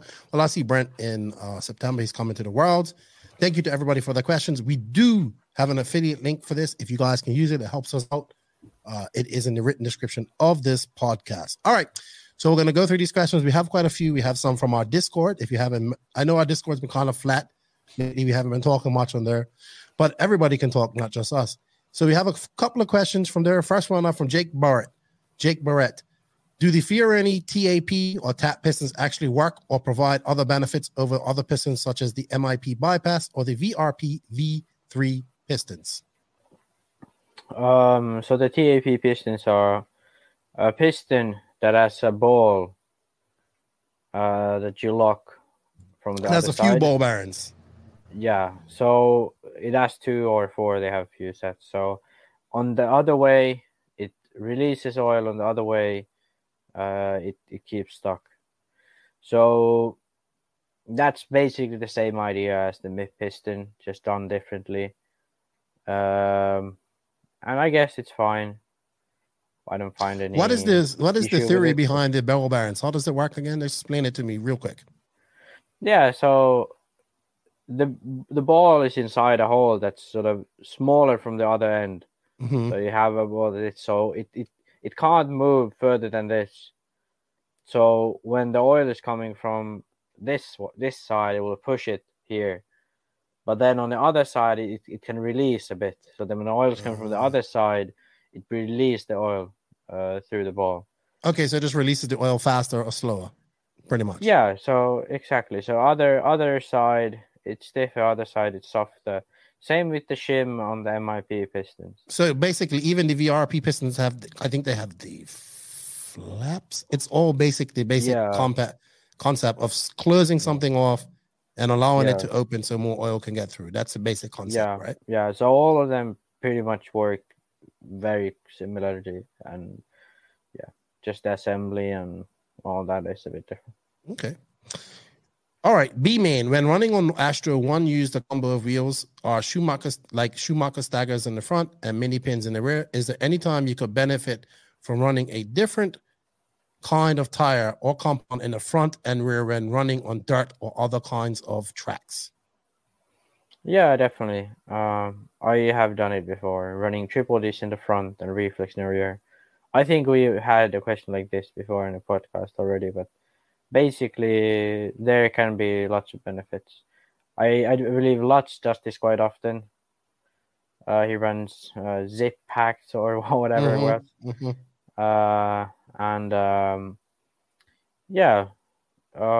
There is a place for it, but you need to kind of know what you're looking for. But basically, a good choice is a tire that turns for the front and a tire that feels really calm for the rear. So triple Ds and reflex is a perfect combination. And I can't think of anything from other brands. But well, remember we had I think it's more about compounds and stuff. Remember we had the Bow Fighters. I think that was the first mix of tires. Then you had the Impact City Block combination as well with AKA. So there's been various different combinations. And Lutz is one of them guys who uses a different combination, especially. I think we're going to see some of that at the Worlds coming up here, especially with the AKA guys. All right, next question. This is actually a good question. And when he asked it, it made me think. Any thoughts on electric moving to smaller batteries and even shorter mains instead of finally making the use of battery tech and running longer mains? So basically, this is from Kappa Lappin. I think it's from Germany. So basically what it's trying to say is cars are being designed to have smaller batteries, lighter weight, less runtime. Instead of, he's saying, why aren't we going in the other direction and design cars to have more runtime so we get longer races from electric? So my point with that to be is that we need to make these cars lighter. Maybe the battery tech needs to get better. So you get, as it is, you get more MAHs or more runtime with a smaller pack. Because now cars are being designed to run small packs, and it's not going to go in the other direction now. I actually think we should be running short course engines on the electric cars. You know, those smaller diameter engines. I think they're short course engines. So you want the engine, you want the power to go down? Yeah, definitely. That way we can still use small batteries and get more runtime. And also I think that will balance off the difference between nitro buggy and e-buggy in terms of weight and feeling. So cost. I see because those batteries are cheaper. Cost, So I think that's the optimal way. I don't think we should increase milliamp size. We should decrease it constantly a bit. But I think we should make up rules so that the electronics would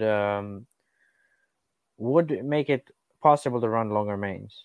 Okay. So I think that keep the battery size, change the motor size, make it to a smaller can, a regular 10 scale, which in fact will make it lighter. Yeah. And and for people who say, oh, it's not good, I used it and I preferred it actually because it felt more similar to my nitro. So that's the best. I doubt people's going to want less power though. I doubt that's going to happen. No, but I think it's much better for everyone. They are cheaper. They break less easy. The power is still enough. I can't think of much negatives. They're lighter. Yeah, everything is positive. Okay. All right. Good question. And then Robert Parente asked, why no West Coast RCGP? We explained that earlier. All right. Benjamin James, looking at the driver list for next month, IFMAR Worlds, is there a driver who could be this year's Cody King 2010 world champion and surprise the favorites? Yes, I will say his name is Mason Fuller. Even though I don't think it's a surprise, I think he's the one who can surprise everybody. Yeah, I think Mason Fuller would be the Cody King of the world. Not that I'm not saying that he can't. I don't expect him to win a Worlds at some point. Oh no. No, not right now though. He most likely won't win. But if he would, that would be a Cody King moment. I think there isn't very many outliers. I think Berton could be one of those people. One of them too. But he already has won a European championship, so it's not a total surprise. But it would be outside of the main picks. Okay, so Connie Svensson of House of RC asks, is Max better than Pekka in 1.8? He beat him at the latest Finnish Nationals, but Pekka has been very impressive this summer at RCGP. And he didn't drive a Mayako at this race where Max beat him. But Pekka's wing also came off. So yeah, I mean, but he was slower all day. Pekka was actually not doing very well at this race. Joona was much more closer to me.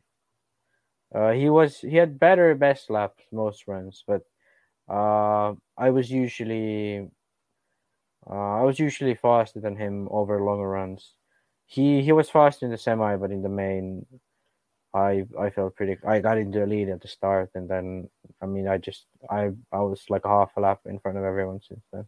Okay. Joona had some crashes. The big question is, what is Pekka going to drive at the Worlds? Is it going to be a Mayako or AE? When I was at RCGP, I think AE. I asked him recently now again, and he said it's going to be AE. I think what RCGP did do was help show the world Pekka.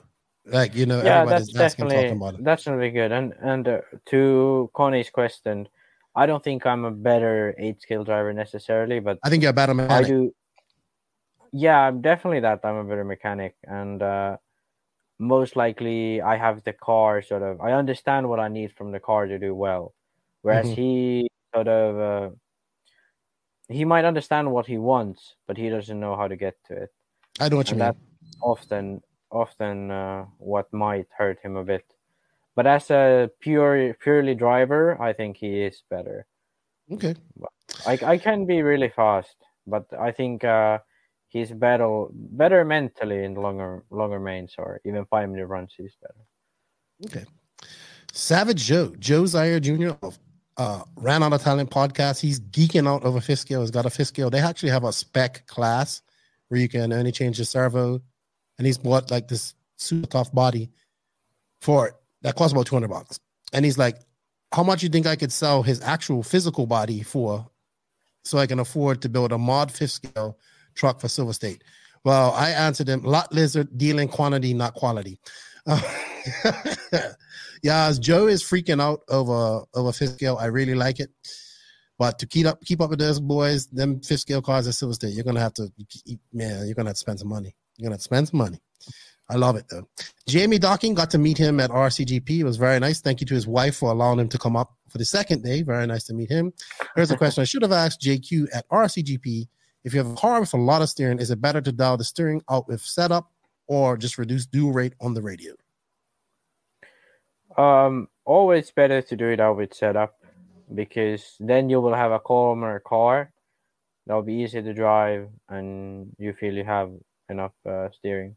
Whereas the dual rate will just reduce the angle of the tires, the maximum angle, and keep the aggressiveness of the front end there. Okay. Connie, we're going to come back to your ROI question last. Benjamin James, second question. Lamberto Calari, 9-time IFMAR World Champion in 8-scale on-road, finished 6th at the Euros last week. Is there a driver currently active other than Calari who you are surprised is still active? Greg Degani, but to my mind, but what do you think? I think to add to that list, I think the interesting thing about Calari is that he is still good. He's still finishing top 10 at every Euros. Yes, but the depth in the on-road field is not to the depth of the off-road field. Let's put it that way. Yes, but I think he's still better than Degani. Yeah. No, I'm not saying that he isn't. I'm not saying that he isn't. But who comes to mind is Miguel Matias. Yeah. I could see Miguel Matias. I could see Miguel Matias in the freaking semis at the Worlds. and not be surprised. Yeah. Or maybe Yannick. I think you're right. Or Igon, one of them guys. Yeah, but I think Igon and those guys are a bit younger than Golare, because Golare is even older than them. He is in his 40s, I would say. But yeah, Golare is definitely older. So. Yeah. All right, Jay Zellner. Of course, any answers? I mean, it's just, I guess it's Adrian's beast. I guess it's based off the performer stuff. It's looking pretty good out there. I mean, Ronafog's motor was. Hey, Ronafog was pulling those guys down the straightaway at Nemo. Like, no problem. Yeah, it has a lot of power and still very good mileage. It's very, and it's crazy because it has the same amount of power as the OS, but it's so much more controllable, which I was surprised about. But yeah, I tried when I tried David's car. I had a chance to try the engine as well. So, I guess they're coming out soon. Excited to see when they're releasing, but I think it's this summer should be released. Yeah, soon, very soon. Chris Trudeau, I'm just gonna mute you because your girlfriend's just watching something in the back. It may have already been discussed, but what is one aspect of RC racing that the Americans do better than the Europeans? What aspect do Europeans have over Americans? What is one negative aspect they both have in common that needs to improve? I would say the Americans are very good at jumping. They're very good, but the Europeans have learned as well. I think that the Europeans are better at carrying corner speed because of the type of tracks that they have, where they have to carry corner speed. The one negative thing about Europeans is that they expect all races to be like European races, I would say, and it just isn't. Yeah. And I see the one negative thing about the American races is that they don't go over to Europe to race enough, which aggravates me. So I would think that's my two biggest things. And the two biggest things that I think they both do is that they don't take the professional side of RC serious. And that's just a common thing across the board. That would be my theory on that. But when it comes to physical attributes, I think that the Europeans are just corner speed is hard to learn. Jumps don't win a race. You know what I mean? Yeah. And if you can carry corner speed, you can learn how to jump, you know? So, and that's all I think. John Wolf, can we bring RCGP to Brookthorpe Model Car Club next year, seeing as it's one of the greatest RC tracks I've ever been to personally? I think it'd be rude not to. I mean, Brookthorpe's nice. I met Chris Lovell. I pitted for him. It'd be nice. It's like a mix between carpet and oiled, your favorite surface, oiled dirt. So who knows? Yeah, but it is a nice track, but I don't think, I think Brexit will make things much harder for the future. No, Brexit's in effect. So. Yeah, but I mean, maybe it will get easier then, but Brexit's going to make it harder to go to UK. Well, maybe for JQ, who's actually English and having a hard time getting there. So, all right. My boy Kevin Mendes, he goes, man, it's too early. I just knocked off and just worked all night. My question is, my track has this little technical S section that when approaching in there's a little single kick up jump, maybe 8 feet away from the turn. But I see other racers take the jump and be nice and flat in the air for the turn. And then as in the turn, my truck, every time I would hit it, my truck would be nervous as it gets its endoing over the jump. So my question is it a ride height problem? Basically, I have the rear end up a couple of meters higher than the front. Should I level it out, or is this?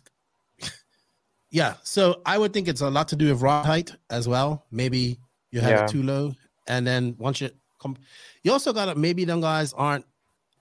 You got to figure out how them guys are applying throttle over that jump too. You know, are they going full wood? Are they caressing it? It's a lot of things that could be done in that, you know.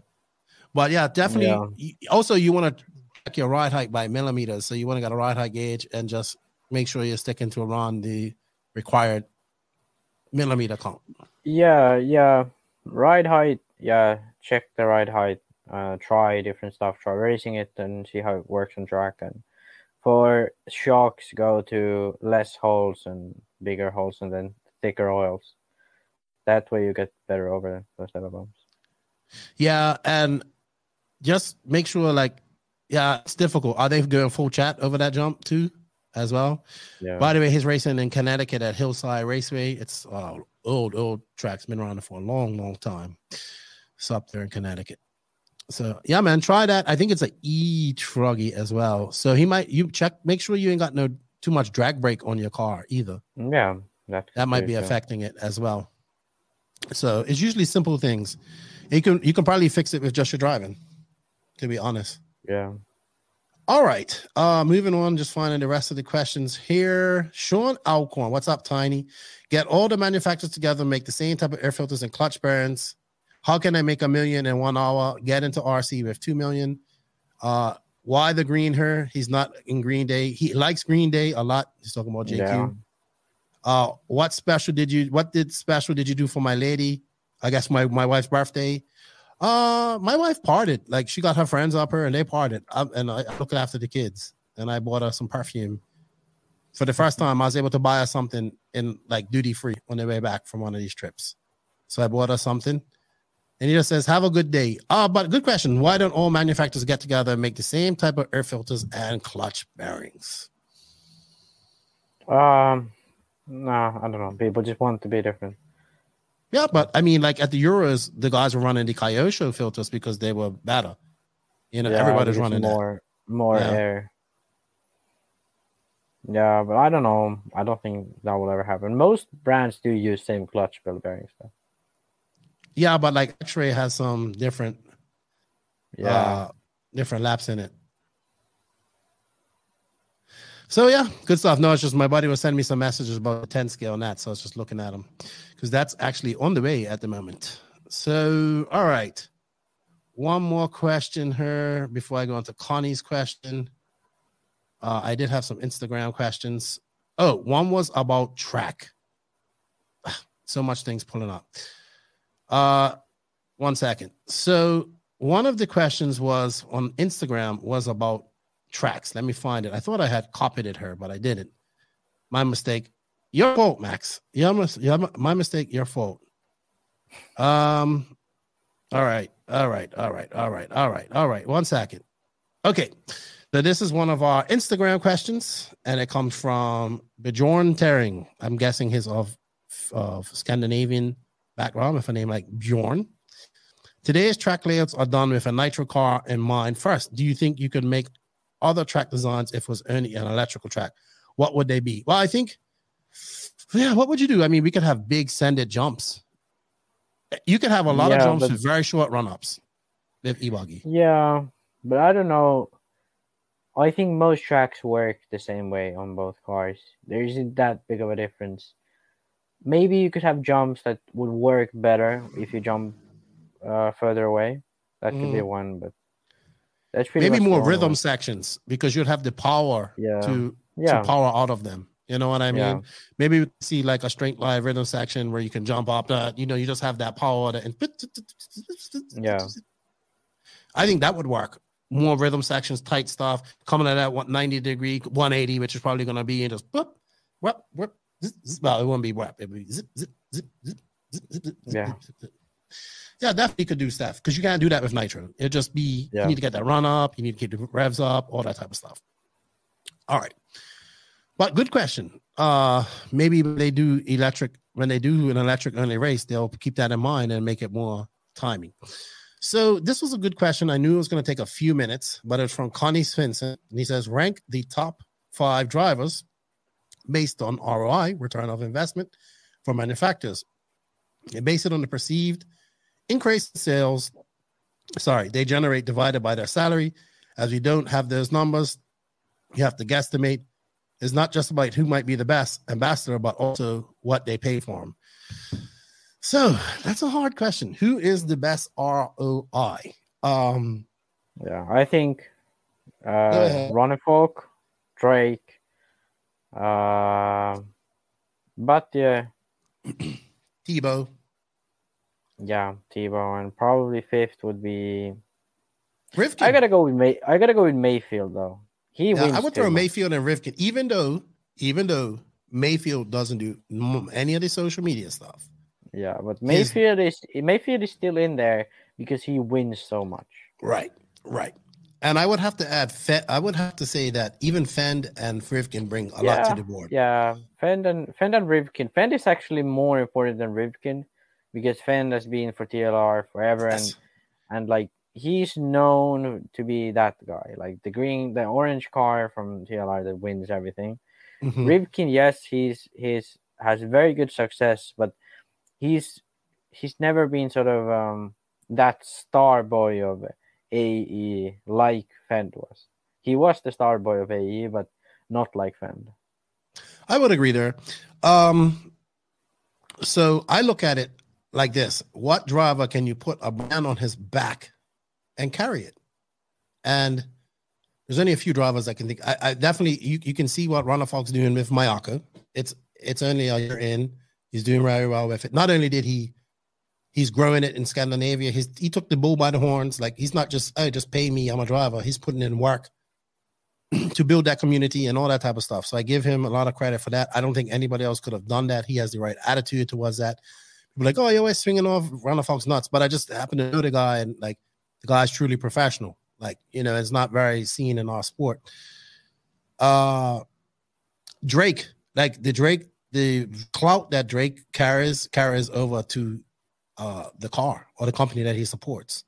So I think he's probably number one, even though he's not for his racing, but just for him and his influence that he's gained. I think another person that we might overlook is actually Cole Ogden is actually a good ambassador, I think, because a lot of people like him, and you know he kind of gets along. He's like the people's champion, so a lot of people like that. But yeah, it's a hard thing to know numbers and actual numbers. It's hard, but I think Cole's issue is his reach is only America. Yeah, I think. Whereas David's reach is everywhere. Tebow is everywhere. Mm-hmm. So yeah, I have this theory. Like, so Tebow gave up 10 scale, right, to be at home, but to make up for 10 scale, he had to hustle more on the product side of things. You know what I mean? Which allows him to still be him. I'm wondering if that's going to be Mayfield, because now it's a lot of Ryan Mayfield stuff. I mean, I even saw some Traxxas shocks that are Ryan RM2. So is Mayfield going to, I mean, he's still fast. He doesn't have to. But at some point, he has to transition into a social media type of vibe. At some point. Yeah. At some point, if he still wants to, you know, so... I did see they released a new shirt for Mayfield.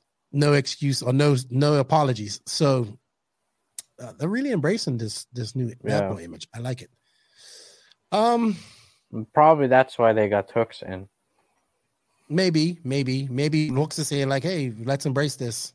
Let's do it. Yeah, I don't know who else we can say. I would say Renault Savoia too, maybe. Like in France, I'm sure he's good and a good ROI right now because he's working in the industry, but man, it's a lot of guys out there that probably aren't getting an ROI. You know what I mean? So we're gonna see. We're gonna talk about that in a little bit. But yeah, I think that's all our questions we have. Thank you everybody for sending in all of the Beach RC questions. Thank you, Beach RC, for your continued support. We greatly appreciate it. We can't do it without Beach RC. Remember, everybody, we have an affiliate link that you can check. Check it out. And show us some love, man. Show Beach RC some love. Show us some love. It definitely helps us out. And with that said, we're going to move into this next little segment that I have. And it's about rumors and sightings, I guess we can say. Some of the things that's been floating by my ear and some of the things I've kind of noticed since I got back. And that's brought to you by TZO Tires. For those of you that are listening, this is an ad. It's just got music. It doesn't have any words. And it's also brought to you by TNR Fuels. So with that said, let's get cracking onto the rumor section.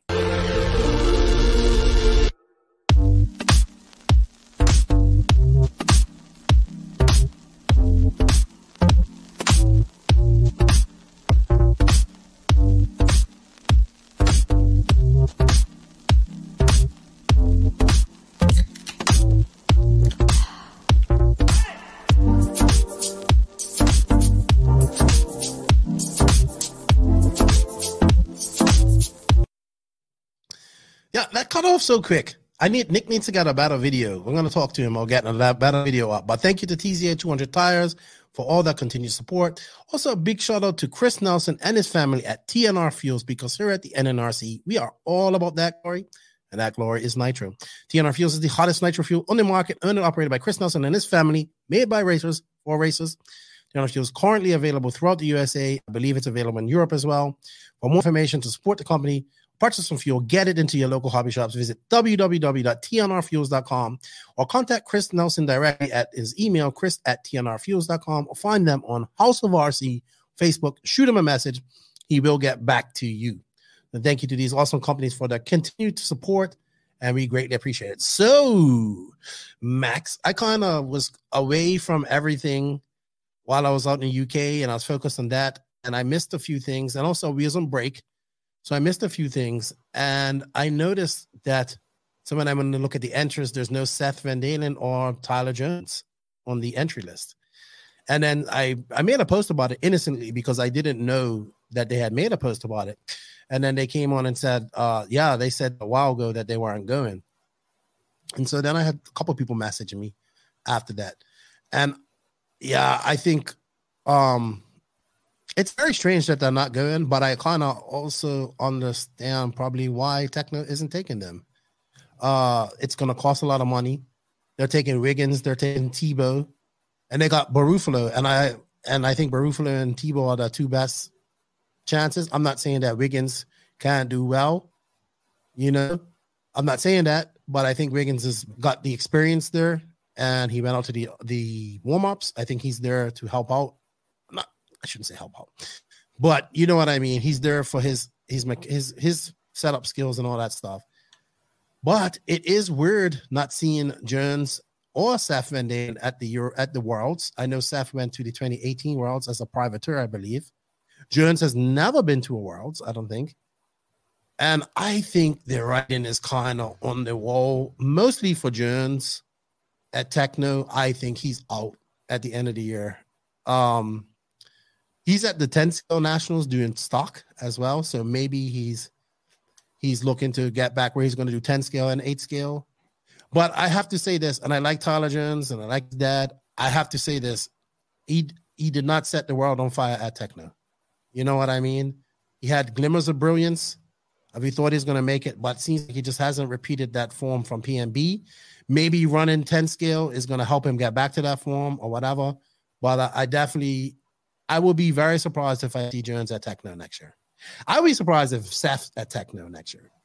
Remember last year we were so sure it was Bornhorst and Seth. No, Seth that was going to go. Yeah. And then after the Bornhorst win. Are we going to see I think these two are going to stay.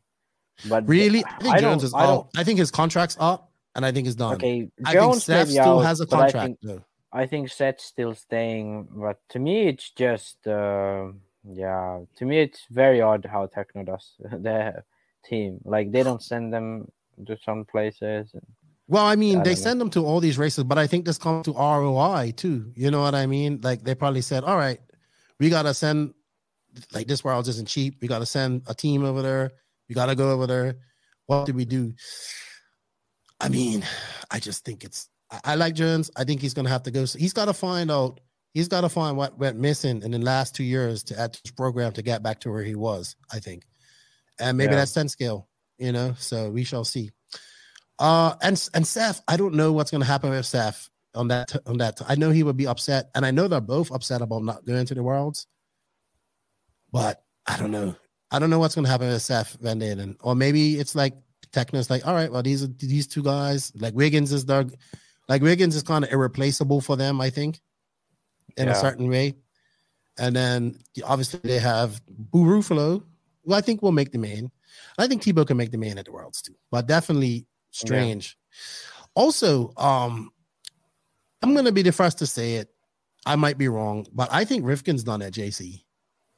I saw that post that he made a couple of weeks ago after which race was the Wiki Weekend? And one thing I've noticed about Rifkin is I think he's frustrated. I think he's very frustrated as a racer. I think he got embroiled in that TLR Fenn thing at the beginning of the year, which carried on from the year before. Then the Brock thing as well, which I think has got more heated. But he's been very open. He's been very in his race reports about rough driving.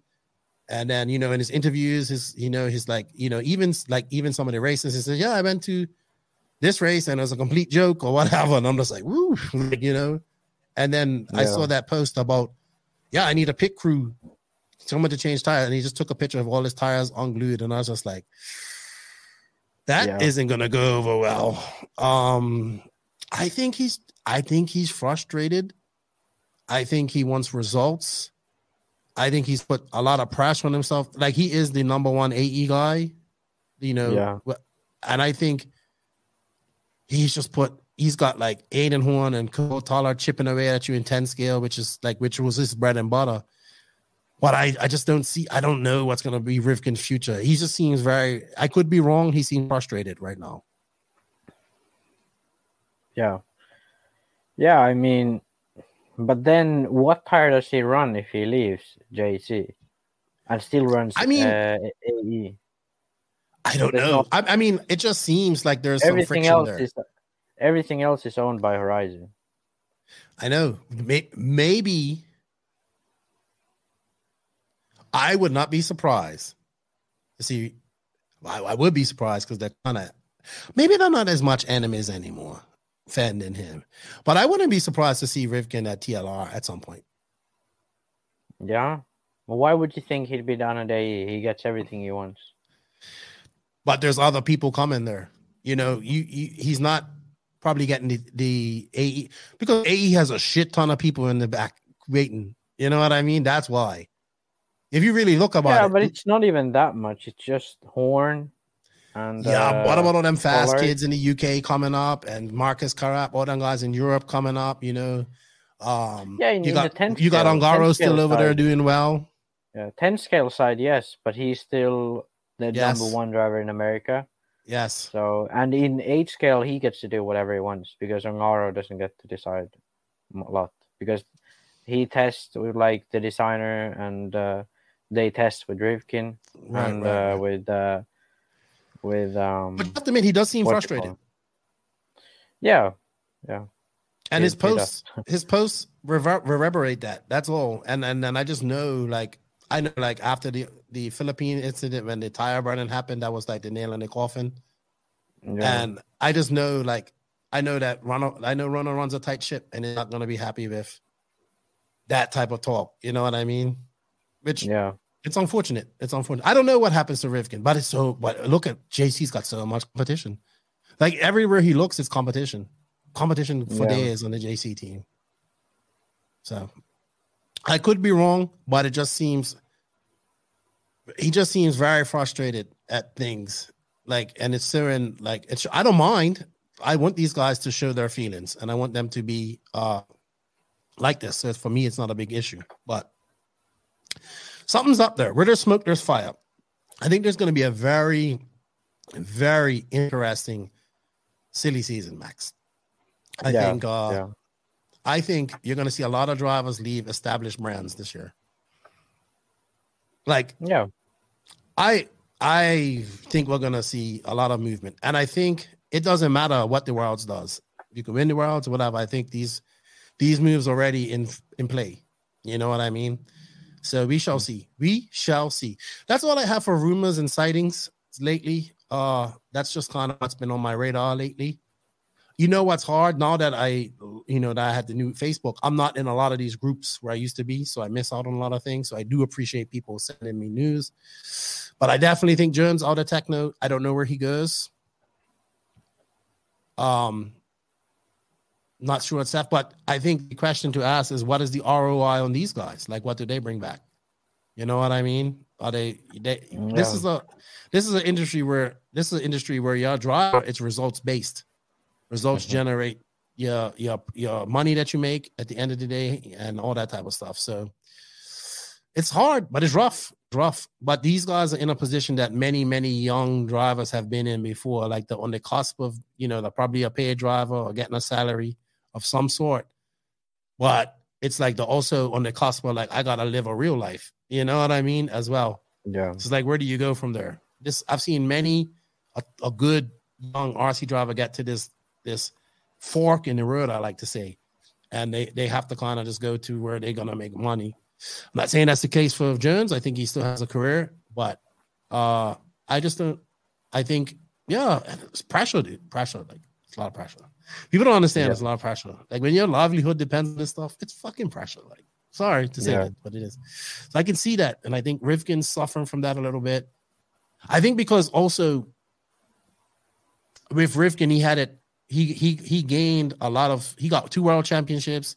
He got a world championship young. He got a lot of things young, and it's now like this is the grind now. You got to grind it out. You're still one of the top drivers in the world, but you just got to grind it out. You got to find that missing piece of the equation. All right, Max. One last subject, and then we're going to go in. We're going to run off this real quick. It's something I want to do. I'm going to start doing it anyway in written form. And it's something I wanted to kind of do. It's brought to you by Lugs Racing Tires, who have over 55 years of combined racing experience. They've been testing treads, wheels, and rubber for performance. They have their Econ line of tires developed with racing budgets in mind, high quality but lower cost with savings passed on to you, the consumer. They have their premium line of tires that are pure performance. They are using their Lugs custom molds and proprietary rubber compounds. All tires are available medium soft, super soft, mega soft, and long wear. You can visit www.lugsracing.com. You can save up to 25% with the promo code NNRC Lugs. Thank you for the support. All right, Max. So we talk about this Worlds being the most epic Worlds coming up. We have about 2 more podcasts before we do get there. So I wanted to take 2 things I wanted to talk about because I forgot about one thing. We still haven't seen the track. I talked to Baldo today because I wanted to get the logo, and he was telling me about Chris. He was a little pissed off at Chris Sarkis for someone got some spy shots of the track, and Chris put them up. Yeah, I missed them. I did miss them. I didn't see them at all. I did the day that I broke my laptop, so I was pretty busy. I'm so excited to see what this track looks like. I really am. I'm so excited. But anyway, I thought we'd take a look at Team Kyoto and a couple other drivers this week, and we're just going to talk about it like less than a minute on each driver. So we have, I would say we have Ryan Lutz, Renaud Savoia, and Yao Figueiredo for Team Kyoto going to this World. Polito, maybe if you go. Polito, yeah, maybe. I forgot about him. I don't know if he's going to be a factor. He hasn't been racing much. So, but he's been racing in Italy. Yeah, but he didn't do the Euros, and he didn't do the warm up. I don't think he did. I think Yao Figueiredo can make the main. I think Lutz can make the main too if he drives like a Ricky weekend and have issues. Unfortunately for Renaud Savoia, I don't see him making the main. I don't even know if I see Renaud in the semis, to be honest. Did he make the main at the Euros? I don't think he did. I would probably want to know that, but we would have to go look that up. I don't think he did. Yeah. So Team Kyoto, I think Ryan Lutz can make the main. I think if Yao slows down a little bit, he can make it because he's just so punched. Yeah, but, I think Yao and Lutz are the strongest ones going into the race. Savoia and Polito would be probably the next 2, obviously. But yeah, those guys all have a chance of being in the semis, but the top 2, I think, have a chance of being the main. And I don't feel that any of them can win it, though. I'll be honest with you. No. Lutz, I would be very happy if he did. Yeah, I wouldn't be surprised to see Lutz top 5, but that would be a good result for him. Okay, that goes on to the Kyoto's biggest rival, Team Mugen Seiki. So it looks like we're going to have Ryan Mayfield from America and then Robert Battier and the Kilek brothers from Europe. I think that's going to be the whole Mugen team right there. Yeah. I see all 4 of those guys in the main, to be honest. Yeah, so Mugen sort of sneakily got a great team, whereas they already had Mayfield and Robert, and both are very strong. Both are most likely going to make the mains, and Mayfield's one of the most likely ones to win. And then Kilic brothers coming up this year massively, made their World warm-up main, both of them. And in the Euros, Berkan was in the main. Burak had issues in the semi, but he TQ'd the whole race. And he was very fast in qualifying. Yeah. Burak was extremely fast. So yeah. Yeah, I love the Killick brothers. I'm looking forward to meeting them. I like Robert. Can Robert pull off an upset and win, you think? No, I don't think it's enough. His speed is okay at this track, but it's just not enough, I think. How about either the Killicks? Top 3 win for them? I think top 3 is feasible. Yeah, I think top 3 for Burak would be feasible, but I think most likely they will make the main and be somewhere 5th to 10th, somewhere there. Okay. Both of them. And Mayfield, I have no surprise that he can win this. He's one of my favorites to win. He's one of my picks for top 3, definitely. Okay. We should probably do one more team and then get out of here. Let's do Team HB. I think this is going to be all American. I think. I think Musso is still HB. Yeah, Musso. Sorry, and then Paulson will be there, but I don't think I like Musso and I like Paulson, but I don't think they're on the level of Fuller, Brunson. I think Fuller, Brunson. Is Brunson going? But if he is, I think Fuller, Brunson, Ogden, and Pavidis are all in the semis. I think Musso is better than Brunson. Really? So you have him in the semis? Yeah. Okay. Well, we'll put him in the semis. I don't have Musso or Brunson in the semis. So. Okay. Well, I have. Yeah. I have Cole in the quarters. And, wow. And, Fuller straight into the semis. I have Cole into the final. And I have Fuller into the in the semifinals. Okay. I think Cole, he can go. I have Cole from qualifying to quarters and bump up to semi. And okay. Fuller I have straight to semi and then perhaps he makes the main. Pavidis?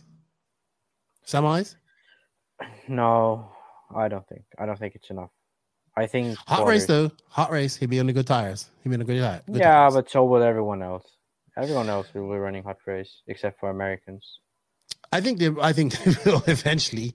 I think that Cole makes the main, and I think that comes from the previous experience that he's had when he was over there with David. That's what I think. Okay, maybe, but the track is big. Yeah, it's gonna be very tough. Yeah, you can't have a mental implosion on this track. It's gonna cost you big time. Yeah, and Worlds is different. I don't think Cole has ever made the main at the Worlds. Mm-hmm. And I have full faith in Mason Fuller. I think he can make it. But if he doesn't make the final this year, it's not the end. It's not a loss. I don't even see a scenario where there's no HBs in the semis being impossible, which is crazy to say. No HBs in the semis? I see that possible, but I don't see it likely. No, I don't. But I see that being possible. I think the scenario is there's 2 HBs in the semi. I think that's more of a likely scenario. I think Pavidis can make the semis, though. I think he can. No, I don't think so. Wow, Max, you're being brutal this week. You're being brutal. But that's your opinion, and that's what it's about. No, but the level, like. All right, you know what? Just watch the World's warm up, sort of starting list, and then add the Americans to that. And all right, so let's do a tricky one, and then we'll wrap it up. Team X-Ray. Yeah, so they actually have a very, very strong team. So they have Baldo, they have David. They have both Baldos. Yeah, but I don't see both making the main. I see Oscar making the main. So Oscar Baldo, Ty Tessman, Bruno Coelho. I think all of those 3. Does Montero drive for them? Yes, Montero drives for them. Oh my God, there's so many people who drive for them who are quite fast. Like Skidmores, so many people. But I think one of the Skidmores makes the semis. Yeah, I think one of the Skidmores makes the semis. Maybe Montero or someone like this, but most likely not. But Ty and Coelho in the final. You have them in the final. Ty Coelho and Oscar Baldo, and I think any one of those 3, I wouldn't be surprised to see win. I you know what? After watching Oscar at at the warm-ups, I wouldn't be surprised either. Yeah. But if they change the track a lot, maybe so. But Coelho and Ty, Maybe, I wouldn't. yes, but I think Oscar is still very fast on this track because he knows it, and he is actually quite fast driver. But I don't see him winning realistically, but I wouldn't be surprised to see him win. Okay, I would agree with that. I would agree with that. I think that's it. We're gonna do more teams for today. We'll save some for next week and then the following week. All right, Max. I think that's it for us this weekend. Thank you for your time. I greatly appreciate it. And your girlfriend's time. I know she's sitting there patiently waiting for you to stop geeking out over RC. But Tyler, RC is life. If you've married an RC man, this is what, well, not married. You've gotten involved with an RC man. This is what happens. Yeah. Especially when you're smart like you and arrogant. But thank you. Thank you to Mark Moon for his time as well. Remember, guys, if you're looking for a good race to go to after the Worlds in September, check it out. It's going to be under a roof, guaranteed race. I think it's going to be fun. Good luck to everybody at the 10 Scale Nationals. Hopefully we get some action on and off the track. It will be great. I would love to see that. I know people's like, you're just doing drama. I said, no, I want good racing, but I want drama too. And Max, we're going to be seeing each other shortly here in Spain, so that's going to be good. Yeah, it's not long. Not long at all. Yeah, 2 weeks roughly. Shout out to all the NNRC squad around the world. We can't do it without you guys. Thank you for all the continued support.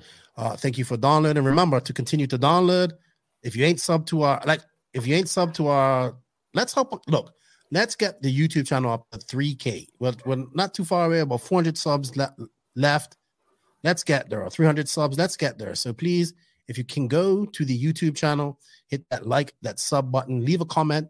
If you listen to us on the audio side of things, please share. Also, leave comments. It helps get us on the algorithm. We need comments. Even if you say it's shit, like just comment. You know, just get us out there. Go knock to your neighbor's house and say you need to subscribe to NNRC podcast. Yeah, say, hey, boom, this is the NNRC podcast. Subscribe. Go to the store and yell in the front of the store that subscribe to NNRC podcast. If you do a video of doing that, I will send you a t-shirt and stickers. But he has to do it more than just yelling it once. He has to be like 30-second video. Go to the NNRC podcast on YouTube and give him a sub button and I'll win a t-shirt. And there needs to be people walking by too. Yes, like we need people like walking Walmart, by looking at you. Like a Walmart or something where there's this isn't like we need this to be a populated area. You need to be like, or carry a sign saying sign up to the NNR. Look up, check NNRC podcast on YouTube. If somebody does that, I will give you a t-shirt if I have your size and some stickers. Or I have another cool something that I could give to you later. All right.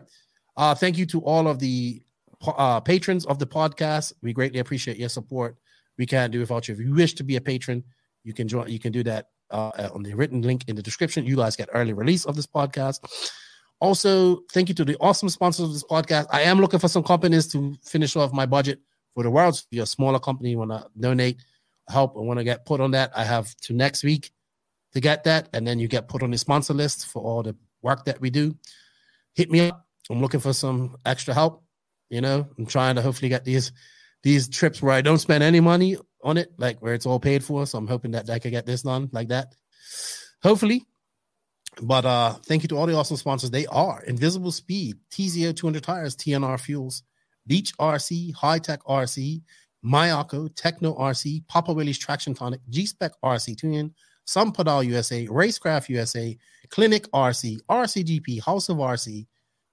Shout out to JTP, the JTP RC, David Ronafalk Shop, my boy Alexander Hagberg. And thank you to all those companies for their support. You can show them some love with the links in the written description. Max, it was good chatting to you. I'll let you go. Get some sun. Yeah, I will try. Let's make it it's going to be hot in Spain too. So it's not going to be that hot. It's like going to be hot. Let's not have a repeat of the warm-up where you go to the hospital, okay? Yeah. Let's get you used to the sun now. It's hot as fuck here. It's like 30 degrees inside. It's like 70 degrees and it's hot for you. No, it's hot as fuck actually. Like It's actually all right. I can see that like that 80 degrees that you're sitting in right now is really bothering you. So anyway, you know what, Max? No, it's at least 100. You think it's 100? It's not really 100. Oh, 90. I don't know what is 90 in actual temperature measures. 38, 40. No, it can't be that much. 70 is like 20, right? Yeah, I'm telling you, it's like 38, 40. 38, 40. Anyway, enough about weather. I'll see you in a few weeks. It's going to be actual hot there. Make sure to bring your suntan lotion and your big hat because we ain't having you pass out. You know what? With that said, Nitro's the glory. E-Buggy pays the bills. Lefty, Max, we're out. We enjoyed it. We had fun. See you guys next week. We're looking forward to your questions. All that good stuff. I'm doing this because I'm unprepared and didn't have my outro up. That said, Lefty and Max are out. Goodbye, guys.